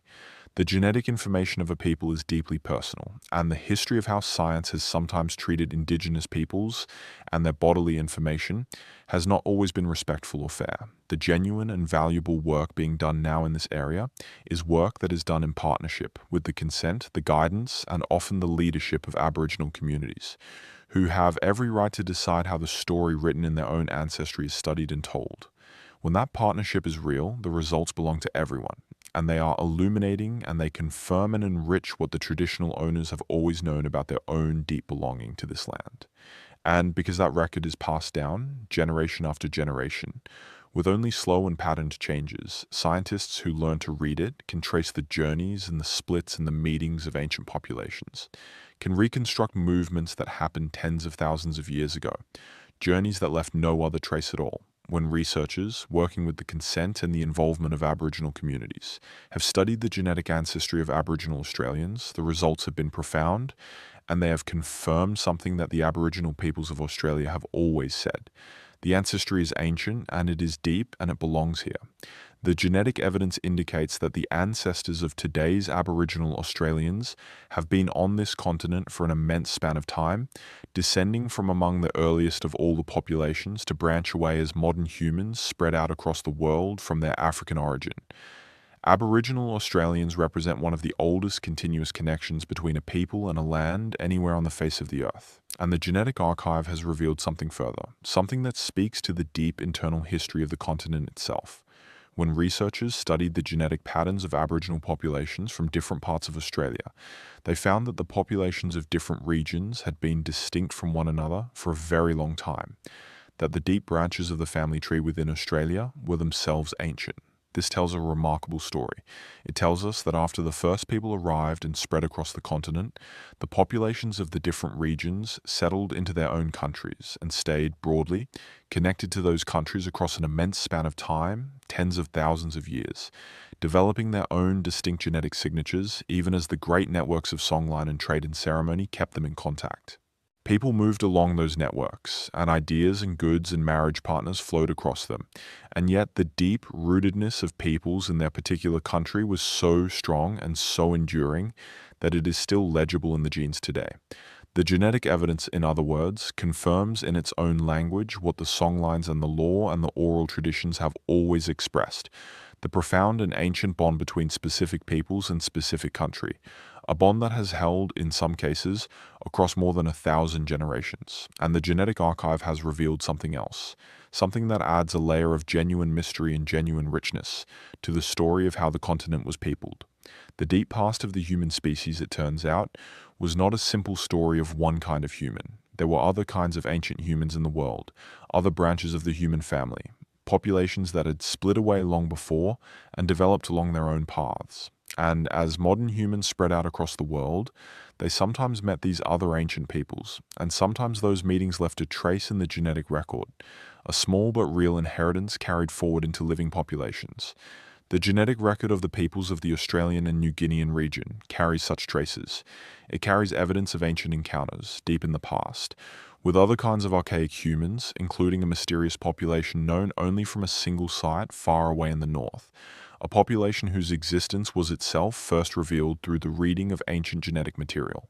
The peoples who eventually reached Australia and New Guinea carry, in their ancestry, a faint signal of those deep and ancient meetings that took place somewhere along the long road, tens of thousands of years ago, between the African homeland and the southern continent. This is a genuine and active frontier of discovery, and it is full of open questions. Exactly which ancient peoples were met, and where and when? What were those encounters like? The genetic traces are real, but they are faint, and reading them is delicate and difficult work, and the picture is still coming into focus. The deep human past, it turns out, was more crowded and more tangled than the old, simple story allowed, and the journey that ended in Australia passed through a world that contained more than one kind of human being. There is a quiet wonder in that thought. The first people who reached this continent were the inheritors of a long road, a road that wound across the world from the African homeland, and along that road their distant ancestors had walked beside and sometimes joined with other branches of humanity now long vanished. Those other peoples are gone. They left no descendants who carried only their own line forward, but they are not entirely gone because a faint thread of them lives on, woven into the ancestry of living people, including the peoples of this region. In that sense, the first Australians carried, all unknowing, a small inheritance from the vanished kinds of humankind, carried it across the sea and into the deep history of this continent, and it is here still. That is a true mystery, and a humbling one, and it is being slowly unraveled, gene by gene, year by year. Let us return now to the surface of the land, and to a region we have visited before, the dry lake country of the Willandra, the country of Lake Mungo, because that landscape, which gave us the ancient burials and the footprints, holds further puzzles that we have not yet given their due, and they are puzzles of the deep environment, of how the country itself behaved across the ages. The Willandra Lakes were, as we have heard, a chain of freshwater lakes that filled during the wetter ages of the deep past, and then dried as the climate shifted towards aridity. But the drying was not a single simple event. The lakes filled and emptied more than once, breathing with the great climate rhythms of the Ice Age world, full and generous in some long periods, low and salty and shrinking in others, before the final drying that left them as the dry basins of today. And the people of the Willandra lived through all of it. The layers of the Great Lunette Dunes record not just human burials and human hearths, but the whole environmental story, the rise and fall of the water, the changing of the climate, the shifting of the world in which the people lived. And here is a puzzle that the careful study of those layers has raised. The human use of the Willandra country does not appear to have been perfectly constant. There seem to have been times when the country was used intensively, when many people lived along the lake shores, and other times when the traces of human presence thin out. Did the people follow the water, concentrating at the Willandra when the lakes were full and rich, and moving away, dispersing across other country when the lake shrank and the region grew harsh? That is the most natural reading, and it fits what we understand about how people lived in a continent of variable and unpredictable water. The Willandra was not a permanent fixed home so much as a great gathering place, generous when the rains and the rivers filled the lakes, and quieter when they did not. The puzzle is in the detail, in reconstructing exactly how that long dance of people and water unfolded across the tens of thousands of years, and the study of it is painstaking and ongoing. There is a broader and deeper version of this puzzle, and it concerns the whole continent and the harshest age it passed through. During the coldest, driest depths of the last ice age, a period when the world was at its most extreme, the interior of Australia became brutally arid, far drier even than the dry interior of today. Great fields of sand dunes were on the move, the deserts expanded, water became scarce across vast regions that had once supported life, and the question that researchers have worked hard to answer is this: what did the people do? Where did they go? How did human life survive the worst that the Ice Age threw at the continent? The answer that has emerged is the idea of refuges. Across the continent, even in the harshest age, there were places that held on, places where reliable water and food persisted, well-watered ranges and river systems and gorges and coastal strips that remained livable even as the country around them turned to desert. And the understanding is that during the worst of the Ice Age, the human population of Australia contracted towards these refuges. People drew back from the expanding deserts and concentrated in the places that could still sustain them, holding on through the long, hard age in these scattered islands of life. And those hard ages were genuinely hard. At the height of the last great cold, the depths of the Ice Age, the Australian interior was a place of moving sand and fierce dry winds, of dust carried high into the sky, of lakes long vanished and rivers reduced to memory. The cold was real too, for the continent was not only drier but colder than it is today, and the nights in the interior would have been bitter. To live through such an age demanded everything that human knowledge and human cooperation could provide. It demanded an exact understanding of where the last reliable water could be found, knowledge held in song and lore and passed down with absolute care, because to forget it was to die. It demanded the management of small populations across hard country, the maintenance of the social ties that allowed people to gather and to share and to find marriage partners across the thinned-out land. The survival of human life in Australia through the worst of the Ice Age was not a passive thing, not a simple matter of waiting it out. It was an achievement, sustained across hundreds of generations, a long triumph of knowledge and endurance and cooperation against an age that did its best to empty the continent of people, and failed.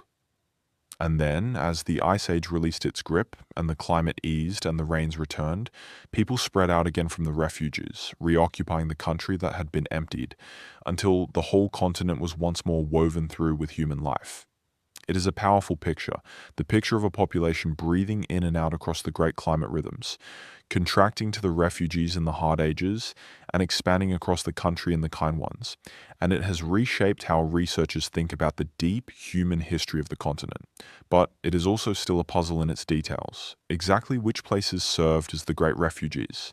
Exactly how far did the population contract, and how low did its numbers fall in the worst of the Ice Age? How did the people of one refuge relate to the people of another across the harsh distances?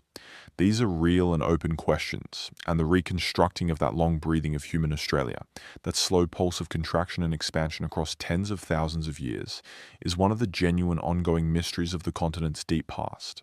Let us turn now to one more deep mystery, and it carries us back to the very beginning, to the water, to the first crossing, but it asks a different question than the one we asked before. We have wondered how the first people crossed the sea to reach Australia.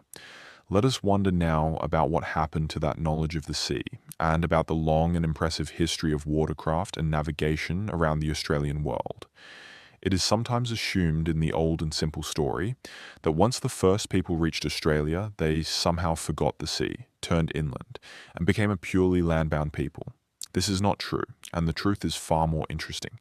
Around the coasts of Australia and in the waters between Australia and the islands to the north, there is a long and rich history of people using the sea. In the far north, in the Torres Strait, the scatter of islands and reefs that lies between the tip of Australia and New Guinea, the people developed a deeply maritime way of life. They were seafarers, navigators, builders of sophisticated canoes, people whose lives were woven into the reefs and the tides and the open water.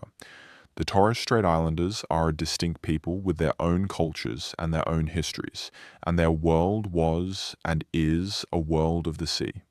Their islands sit in the narrow strait like stepping stones, and across that strait, the Torres Strait Islanders maintained networks of voyaging and trade and relationship that linked the islands to one another, to the tip of the Australian mainland in the south, and to the great island of New Guinea in the north. They knew the reefs and the channels and the moods of those waters with the intimate, inherited precision of true seafaring people.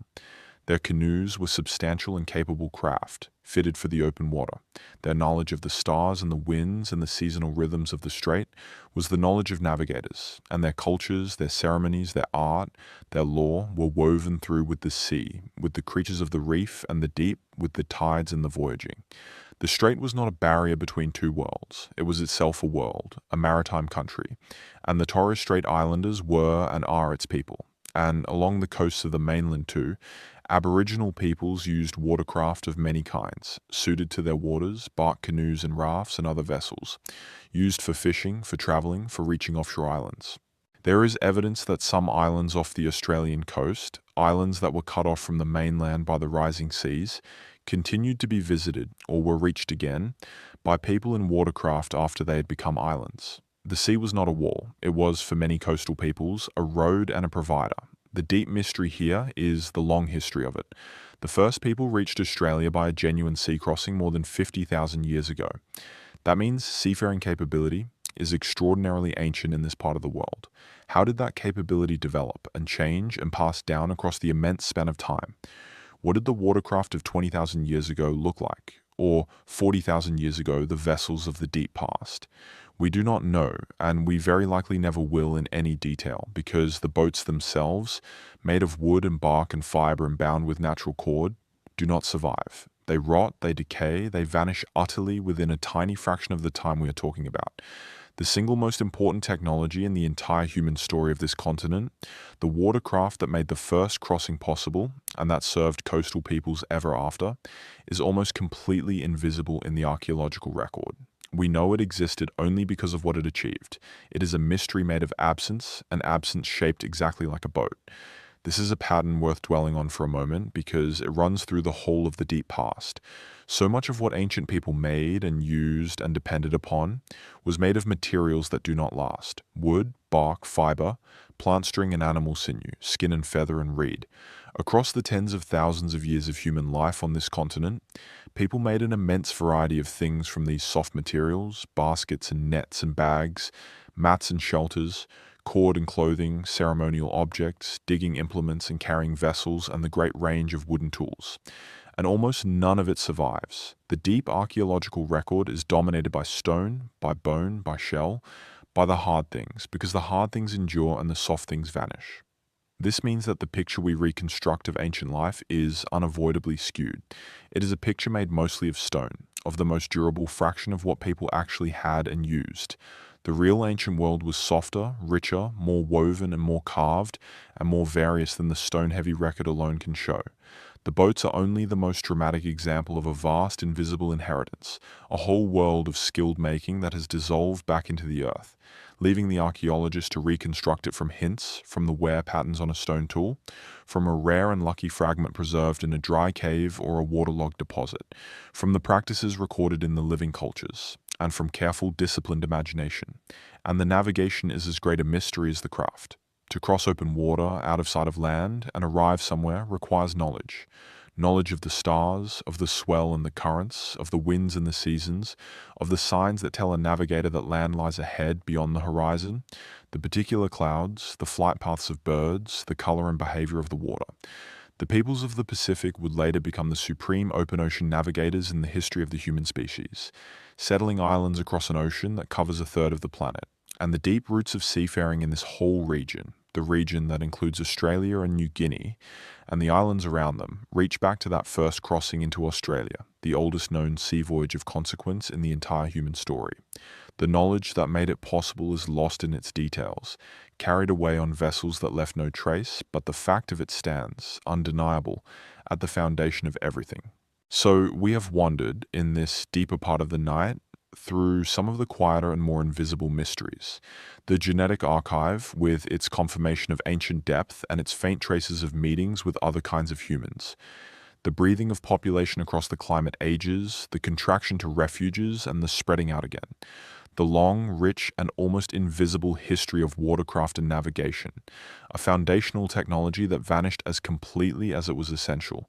Each of these is a mystery not of something strange and impossible, but of something deep and real and only partly recoverable, a genuine edge of knowledge where the work goes on. And now, with all of this gathered, with the deep and the invisible mysteries added to the visible ones, with the giant in the desert and the dancers on the rock and the drowned country and the songlines and the languages and the genes and the breathing population and the vanished boats all held together in the mind at once, let us move at last towards the gathering of it all, towards the final understanding, and towards rest. There is no hurry in this last stretch of the journey. The mysteries have waited 50,000 years, and they will wait a little longer while we draw them gently together. Let the mind grow slow and easy now. The way a traveler slows their step as the day ends and the camp comes into sight, and let us walk the final quiet distance towards sleep. And yet, even now, the gathering is not quite ready because there are a few more remarkable things to consider, a few more pieces of the ancient Australian puzzle that deserve their place in the night. These are not the famous mysteries, the ones that draw documentary crews and television cameras. They are quieter, and in some ways they are more profound, because they reveal the true scale and sophistication of the ancient world that existed on this continent. Let us think first about distance, and about how things moved across it. We have spoken of the songlines, the sung pathways that webbed the continent. Along those pathways, and along the relationships and the ceremonies and the trade that the songlines made possible, things traveled. And archaeologists have found, again and again, evidence of just how far things traveled in ancient Australia, and the distances are astonishing. Consider a particular kind of stone. In various parts of Australia, there are specific places, special quarries, where a particular high-quality stone could be obtained, a stone ideal for making sharp, durable tools. These quarries were valued and important places. People went to them, worked the stone, shaped it into tools or into rough blanks that could be finished later. And then the stone moved. Archaeologists, by carefully studying the chemical and physical signature of stone tools and matching them to their source quarries, have been able to trace how far particular stone traveled from the place it was quarried.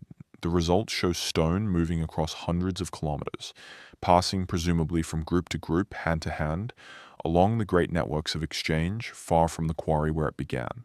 Consider, too, a substance even more precious in the ancient Australian world than good stone. Consider a particular kind of valued material used for ceremony and for trade, a substance that, like the best stone, came only from certain places, and that was carried through the networks of exchange across enormous distances, reaching peoples and country far from its origin. The movement of these valued materials maps out something that the old, dismissive picture of ancient Australia completely missed. It maps out a continent that was not a scatter of isolated, unconnected bands, but a single vast web of relationship, of trade, of ceremony, of shared songline and shared law, across which goods and ideas and people moved in great and patterned flows. This is a genuine and important realization, and in its way it is a kind of mystery, because the full extent and the full workings of these ancient networks are still being mapped and understood. How exactly did the trade work? What were the relationships, the protocols, the ceremonies that allowed a piece of stone or a portion of valued material to pass safely across the country of many different peoples, across hundreds of kilometers, perhaps over many years and many exchanges? We can see the result, the stone far from its quarry, the valued material far from its source. We are still reconstructing the living system that produced that result. The ancient continent was crossed by invisible roads, and we are still drawing the map of them. Let us think now about water and about one of the most impressive and least known achievements of ancient Australia. Across the arid interior of the continent, in country where water is the difference between life and death, the Aboriginal peoples developed an extraordinarily detailed and reliable knowledge of where water could be found. This was not a vague or general knowledge. It was precise, specific, and life-saving. It included the locations of permanent water holes, of soaks where water could be dug from beneath a dry surface, of rock holes that held rainwater, of the places where water could be found in the roots of certain plants or in other hidden sources. And this knowledge was held within the songlines and the stories, anchored to place so that a person who knew the song knew the water. Some of the water holes and soaks of the interior were maintained, even improved by people. There are accounts of wells dug and kept clear, of water sources protected and managed. The ability to live permanently and successfully in some of the most arid country on Earth depended entirely on this vast, precise, inherited knowledge of water, a knowledge so complete that it allowed human beings to thrive where, without it, they would die within days. The European explorers who perished in the interior died of thirst in country that, to those who held the knowledge, was perfectly survivable. The mystery here is not how the knowledge worked, for we understand its principles. The mystery, the wonder, is the sheer accumulated depth of it, the tens of thousands of years of careful observation and faithful transmission that produced a mental map of every drop of water across a desert continent. Let us turn now to fire, because fire is one of the deepest and most transformative of all the ancient Australian mysteries, and it is one whose full implications are only now being widely understood. For tens of thousands of years, the Aboriginal peoples of Australia used fire deliberately, skillfully, and systematically to manage the land. This practice, often described as fire stick farming or cultural burning, involved the careful, patterned, controlled burning of country. It was not random, and it was not destructive. It was the opposite. Small, cool, controlled fires, lit at the right times and in the right places, according to a deep knowledge of the land and the seasons, were used to shape the entire landscape. The effects of this practice were profound. Controlled burning cleared away accumulated dead vegetation, which reduced the fuel available for the catastrophic, uncontrollable wildfires that can otherwise sweep through the bush. It encouraged the growth of fresh, young plants, which attracted game animals and made hunting more productive. It created a patchwork landscape, a mosaic of recently burnt and longer unburnt country, which supported a great diversity of plants and animals. It maintained open grasslands and kept pathways clear. Over tens of thousands of years, this constant, careful management did not just respond to the Australian landscape, it helped to create it. The country that the Europeans arrived to find, and which they often described as looking like a carefully tended park, was, in a very real sense, exactly that. It was a continent that had been gardened with fire for an immense span of time. The mystery and the tragedy folded together here are sharp. When European settlement disrupted Aboriginal land management, when the cultural burning largely stopped across vast areas, the landscape began to change. Dead vegetation accumulated, the fuel built up, and the catastrophic wildfires that traditional burning had held in check became a growing danger.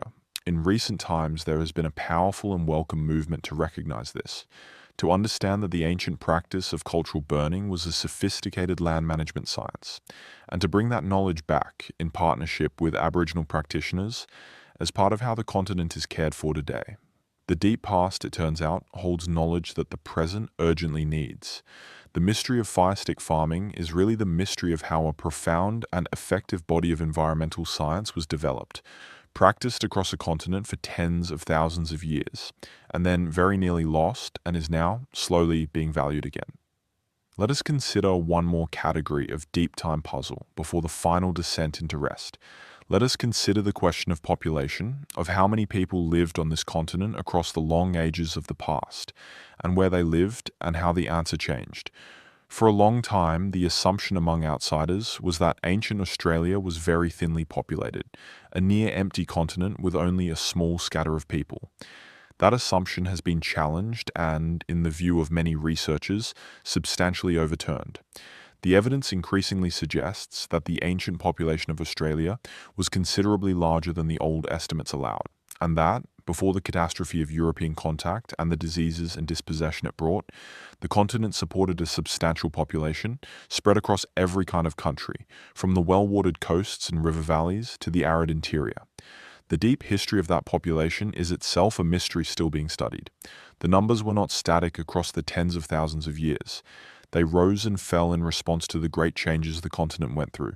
During the harshest, driest, coldest depths of the last ice age, when much of the interior became extremely arid, it appears that people contracted, concentrating in the better watered refuges, the places that still held reliable water and food, and largely abandoning the worst of the desert.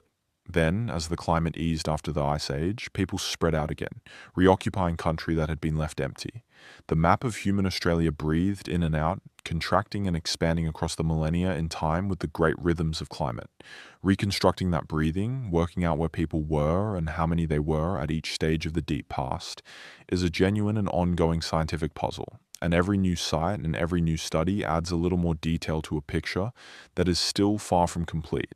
And so the picture grows, thread by thread, of an ancient continent crossed by invisible roads, mapped in song, gardened with fire, and known with a completeness that the modern world is only beginning to appreciate. We have traveled far tonight, but there are a few quieter mysteries still waiting in the dark, and the night is long enough yet to visit them, slowly and gently, before we come at last to rest. There are still a few more rooms in this great house of mysteries that we have not opened, and the night is long enough to visit them gently before the final rest. Let us slow our pace even further now, and wander through a last handful of puzzles, the kind that sit at the meeting place of story and science, where the line between what was remembered and what was imagined becomes soft and uncertain. Let us begin with the water, and with a creature whose name has echoed through the Australian imagination for as long as there have been stories told on this continent. The bunyip. Across the southeastern parts of Australia in particular, the Aboriginal peoples spoke of a being that lived in the deep waterholes, the swamps, the still and shadowed places where the water was dark and the bottom could not be seen.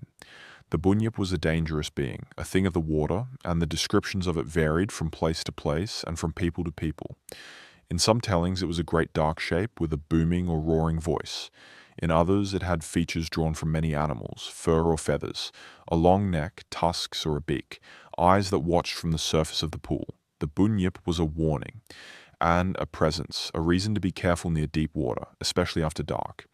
When Europeans arrived and heard these stories, the bunyip captured their imagination too. And through the early period of settlement, there were reports from settlers of strange sounds and strange sightings around remote waterholes, sounds and shapes attributed to the creature. Bones were occasionally found and proposed, excitedly, as the remains of a bunyip before being identified as belonging to known animals. So, what is the mystery of the bunyip? There are a few honest possibilities, and they are interesting precisely because they do not require anything supernatural. One possibility connects the bunyip directly to the theme of deep memory that has run through our whole journey. Remember the megafauna, the giant animals of ancient Australia. Among them were enormous creatures, and some of them were associated with water and wetland country. Could the bunyip be, in part, a cultural memory of the megafauna, a story carrying forward across tens of thousands of years, the recollection of genuinely huge and genuinely dangerous animals that once lived in and around the water? It is a serious suggestion. If oral tradition could carry the memory of drowned coastlines, perhaps it could carry, transformed by time into the shape of a story being, the memory of a giant animal at the water's edge. Another possibility is more straightforward. The deep water holes and swamps of Australia are home to real animals whose calls and movements, heard in the dark by someone who cannot see them, can be genuinely eerie and hard to identify. A booming call across a night swamp, a large unseen thing moving in dark water, the cry of a bird or a seal that has traveled far up a river system. All of these can feed a sense of something hidden and watchful in the water. The bunyip may be the name that the human mind, ancient and modern alike, gives to the things that move and call in the dark water where we cannot see. There is one episode from the early colonial period that captures this beautifully. At one point, a strange skull was put on public display and announced with great excitement as the genuine remains of a bunyip. Crowds came to see it. For a short while, the creature seemed to have stepped out of story and into the solid daylight world of bone and fact. And then the experts looked closer, and the skull was identified as belonging to a known animal, a deformed or unusual specimen of an ordinary creature, and the bunyip retreated again into the shadows of the waterhole and the realm of story. That small history is, in miniature, the whole pattern of how mysteries are tested. A thrilling claim, a moment of public wonder, and then the patient, slightly deflating work of careful examination, which usually finds an ordinary answer, but not always. And it is the not always, the rare case that survives the scrutiny, that keeps everyone looking. The honest answer is that the bunyip is best understood as a being of story and lore and warning, deeply meaningful within Aboriginal cultures, and that the question of what natural facts and what deep memories may be woven into the various traditions is a genuine and gentle puzzle, not a hunt for a monster. The waterholes are not hiding a beast, but they may be holding in the stories that surround them echoes of a real and vanished ancient world, and that is a quieter and a stranger thing than any monster. Let us lift our eyes now from the dark water back up to the sky, because there is one more sky mystery to rest upon. We spoke earlier of how Aboriginal astronomers found meaning in the dark spaces of the Milky Way, in the great shadow shapes among the stars. The most famous of these dark constellations is a vast figure traced in the dark dust clouds that run along the glowing band of the Milky Way, a figure understood across many Aboriginal cultures, with local variations, as a great ancestral being stretched across the sky. The mystery and the wonder here is the sheer originality of the vision. Almost every star-watching culture in human history made its pictures by joining the bright stars together, connecting points of light into shapes. To look instead at the darkness, at the places where there are no stars, at the shadow shapes thrown by clouds of cosmic dust, and to see in that darkness a great living figure, is a profoundly different and profoundly creative way of reading the heavens. It required noticing the dark as a presence, a form, a thing in its own right, rather than as mere empty background. And the Aboriginal sky was full of practical knowledge as well as great figures. The rising and setting of particular stars at particular times of year were tied, in tradition, to events on the land. When a certain star appeared in a certain place at dusk or dawn, it told the people that a certain food was now ready, that a certain animal was now breeding, that a season was now turning. The sky was a calendar of great precision, and the knowledge of it was held, like all the deep knowledge, in story and song. There are also traditions that appear to record specific and unusual events in the sky. The changing brightness of certain stars, the appearance of comets, great falls of meteors, the darkening of the sun in eclipse. The oral record of the Australian sky may hold observations of real astronomical events stretching back across a very long span of time, and untangling which traditions record which real events is a delicate and fascinating area of study. Now, let us turn, before the very last of our mysteries, to a puzzle of stone and a puzzle of absence that we have not yet given its own quiet moment. Across the Australian landscape, there are arrangements and markings whose purpose has never been fully agreed. And there are also, just as tellingly, things that are missing from the record, gaps that are themselves a kind of question. Consider the great scattered boulders and standing stones found here and there across the continent, set upright or arranged in lines and circles and mounds by ancient hands. Some of these we understand. We know that many were ceremonial, that they marked sacred ground, that they were places of law and gathering and ritual. But there are arrangements whose meaning is less clear, sites where the stones are set out in patterns that researchers and traditional owners alike approach with care, because the knowledge that would once have explained them may have been among the knowledge lost in the upheavals of the last 2 centuries. A ring of stones on a quiet hillside, weathered and half sunk into the earth, can be a question with no one left to answer it, a sentence in a language whose last fluent speaker has gone. That is a particular and gentle kind of mystery, the mystery not of something hidden, but of something forgotten, a meaning that was once perfectly clear and is now simply, quietly gone. Consider, too, the puzzle of the great stone quarries and the workshops around them, the places where ancient people came, sometimes across great distances, to win the stone they prized. Around these quarries, the ground is often littered with the debris of tens of thousands of years of tool-making, a deep carpet of stone flakes and rejected pieces and broken blanks. To stand in such a place is to stand in an ancient factory floor, a workshop that operated on and off for longer than all of recorded history. And the puzzle is the same one that has followed us all night. How deep does the use of this place go? Who were the first people to come here for the stone? And how did the knowledge of this place, the knowledge that here was good stone worth a long journey, get passed down and held across so many thousands of years? The quarry is solid and undeniable. The immense human story folded into it is something we can only partly recover. There is one more quiet puzzle worth resting on before the final crossing, and it is the puzzle of the deep, still places, the caves. Australia holds limestone cave systems of great beauty and great age, and some of them were known to ancient people, entered, used, marked. In the dark of certain caves, there are old marks on the walls and the ceilings, finger flutings drawn in soft mineral surfaces, hand stencils, and other traces of human presence reaching far back into the past. To make those marks, people went deep into the earth, away from the daylight, carrying fire. Why? What drew them into the dark? Some cave use was practical, shelter or water, or the gathering of certain materials, but some of it was clearly something else, something tied to ceremony, to the sacred, to beliefs about the underground and the dark, and the places where the ordinary world gives way to something older. The deep caves are among the quietest of all the archives of ancient Australia, and what happened in them, what they meant, why people carried fire down into the silent dark to leave their marks, is a question the stillness has kept very well. And now let us return for a final mystery, to the very beginning of the whole story, to the question that underlies everything else. How did people get here at all? We have said several times tonight that reaching Australia always required crossing the sea. Even at the lowest Ice Age sea levels, when Australia was joined to New Guinea and the continent was at its largest, there was never a complete land bridge all the way from mainland Asia. To reach the Australian landmass, the first people had to cross open water. The exact route is debated, a chain of islands through what is now Indonesia, with one or more genuine sea crossings along the way, some of them substantial, out of sight of the destination, into the unknown. Think hard about what that means, and let it be the last wonder you carry into sleep. More than 50,000 years ago, and possibly a great deal earlier, human beings on the islands of Southeast Asia built or used watercraft capable of carrying people, and very likely groups of people large enough to start a new population, across stretches of open ocean.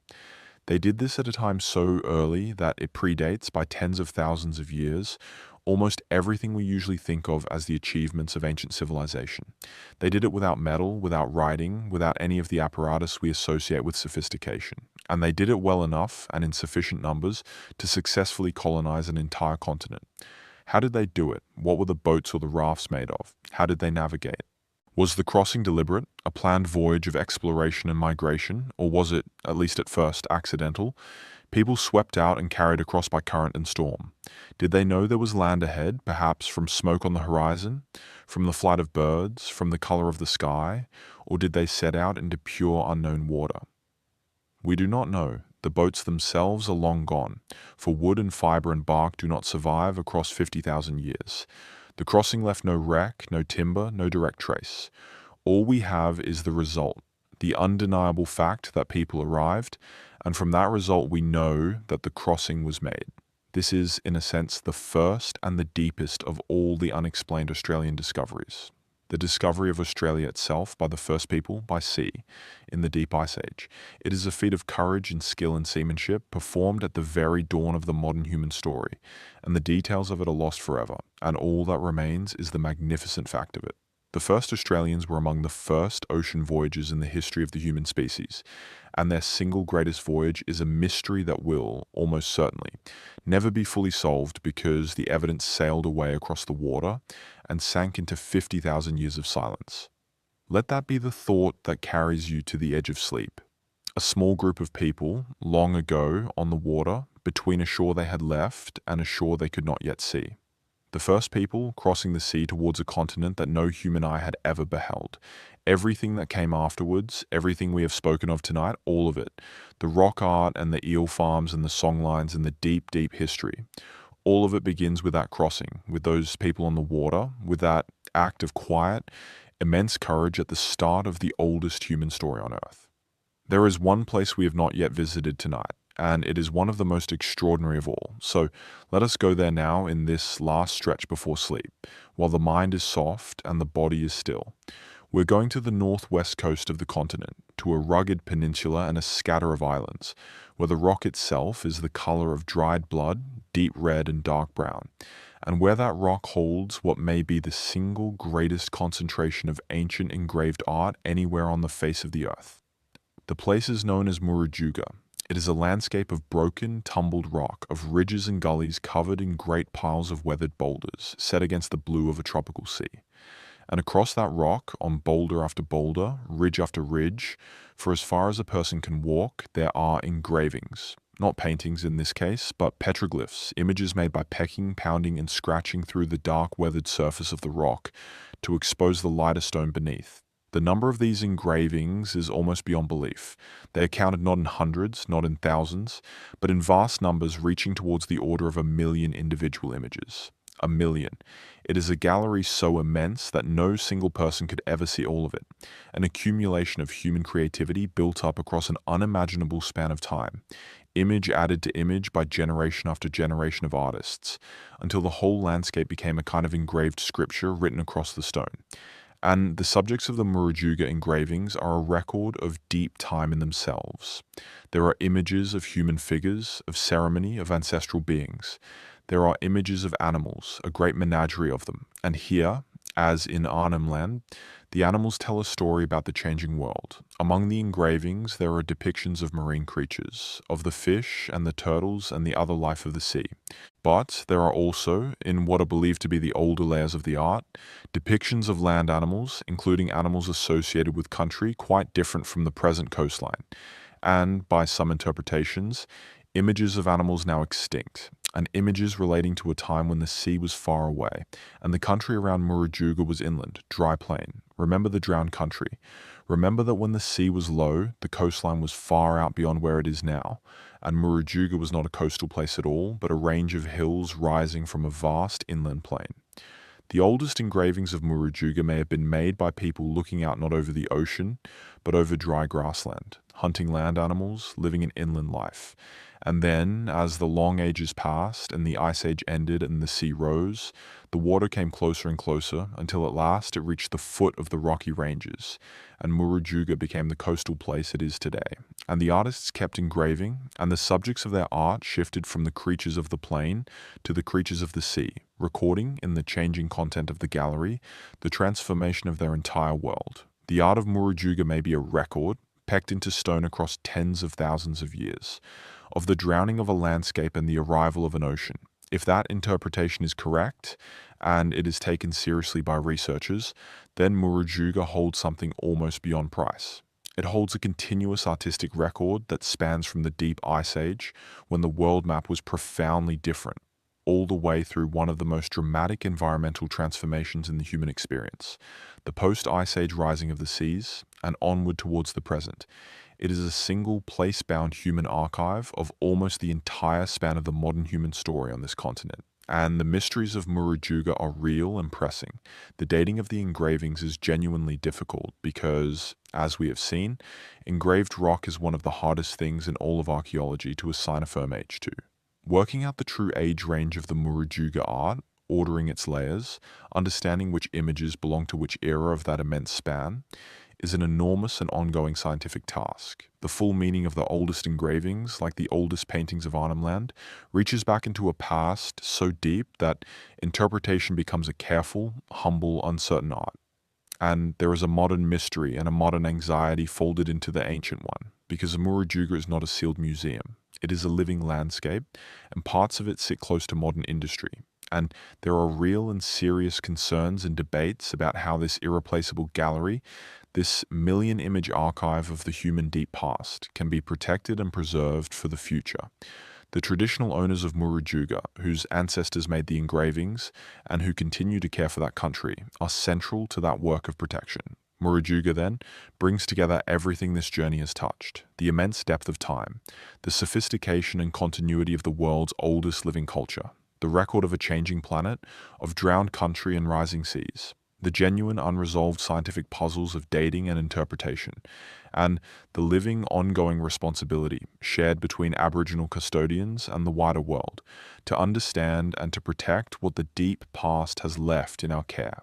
Let us pause here in the Red Rock country, with 1,000,000 ancient images all around us in the dark, and let us draw at last the final understanding of this long night towards us. What is the great mystery of ancient Australia? After 3 hours of traveling through it, the answer has quietly revealed itself, and it is not the answer that the word mystery usually promises. The great mystery is not a single hidden object, not a lost city, not a secret that one discovery would suddenly unlock. The great mystery is depth. It is time. It is the almost unbearable, almost incomprehensible antiquity of the human story on this continent, and the realization that this story was, for the entire span of recorded history elsewhere in the world, profoundly underestimated and misunderstood by outsiders. Think of what we have seen. People reached this continent by sea more than 50,000 years ago, and possibly a great deal earlier, in an act of ocean crossing skill that itself remains a marvel. They spread across every kind of country, the tropics and the deserts and the cold southern forests, and they came to know all of it with a precision and a completeness that allowed them not merely to survive, but to flourish. They buried their dead with ochre and ceremony when the rest of the world's living traditions were still tens of thousands of years from being born. They painted and engraved their walls and their boulders in an unbroken tradition longer than any other on Earth. They engineered wetlands into eel farms and gardened a continent with fire. They built a method of holding knowledge in memory and voice and song and land that carried accurate information across spans of time that writing itself has not yet matched. They watched the sky and read it wisely. They wove the entire continent into a single web of songline and trade and law. And they did all of this continuously without break, for a span of time so vast that the lake of Lake Mungo filled and emptied and turned to desert within it, that coastlines drowned within it, that whole species of giant animals lived and died within it. That is the mystery. The mystery is that all of this is true, and that for so long the world did not know it, or did not want to know it, or told a smaller and poorer story instead. And the mystery is still unfolding, because the deep past of this continent is not a closed book, it is an open excavation. The date of first arrival is still being pushed back, the drowned coastlines are only beginning to be searched, the rock art galleries are still being studied and dated, the trade networks are still being mapped, the collaboration between the world's oldest living knowledge tradition and the tools of modern science is still young, and it is still, every year, turning up things that astonish. The unexplained discoveries of ancient Australia, then, are not loose ends to be embarrassed about. They are the living, breathing edge of one of the greatest stories the human species has to tell. Every genuine mystery we have touched tonight, the depth of time at Lake Mungo, the age of the Guion paintings, the end of the megafauna, the meaning of the oldest figures in the deepest layers of the galleries, the full extent of the drowned country, the precise story of the first peopling. Every one of them is a question still being worked on, an answer still coming into focus, a piece of a picture that grows clearer and grander with each passing year. And the work of answering those questions is itself a quietly hopeful thing. It is the work of patient people, year after year, brushing the sand from a buried hearth, comparing the colors of stone to find where a tool was born, lowering instruments into the shallow sea to search the drowned plains, sitting with elders and listening with care and respect to knowledge that has been carried for 1,000 generations. It is slow work, and it is humble work, and it does not often make a loud noise in the world. But it is steadily, gently giving the deep past of this continent back to everyone, in its true and astonishing dimensions. The mysteries are not closing doors. They are doors slowly opening, and the light that comes through them is the light of one of the oldest and most remarkable human stories on Earth. And perhaps that is the right thought to carry down into sleep.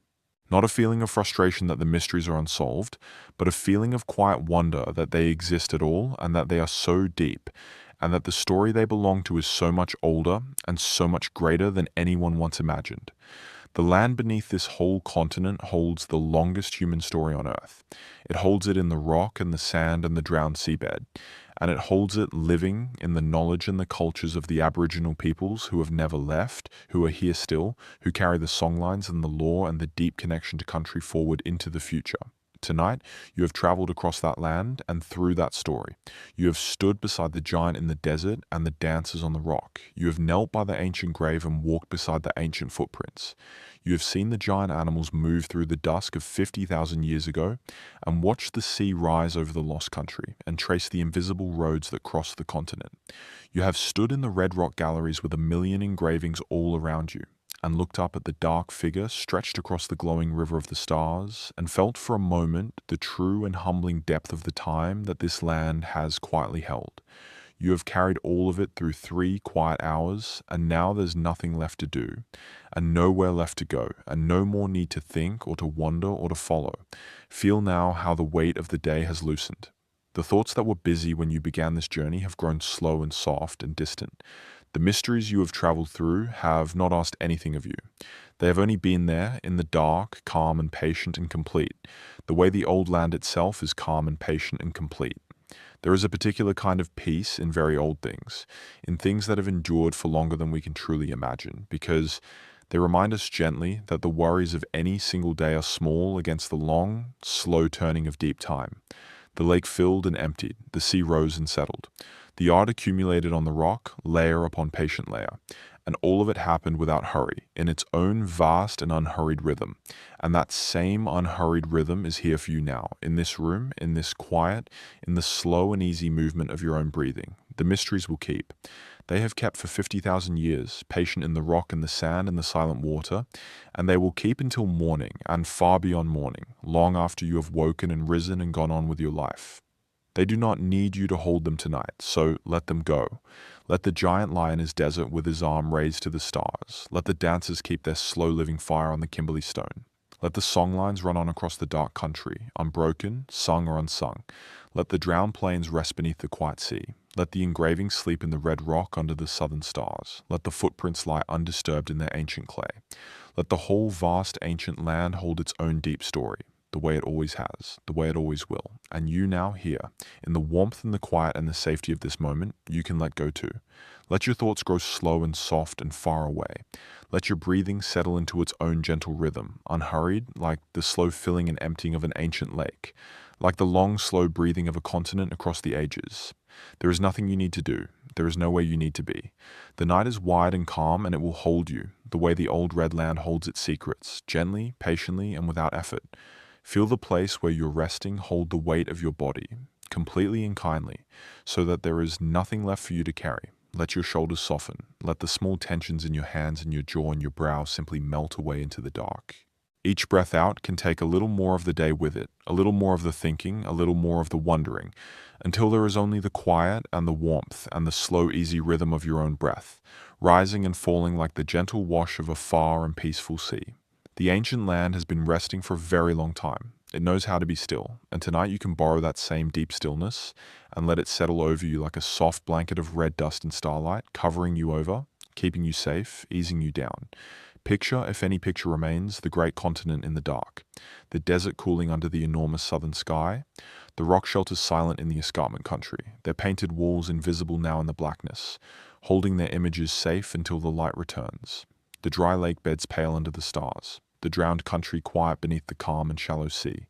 All of it at rest, all of it peaceful, an entire ancient world breathing slowly in the dark, asking nothing, needing nothing, simply being, the way it has simply been for 50,000 years and more.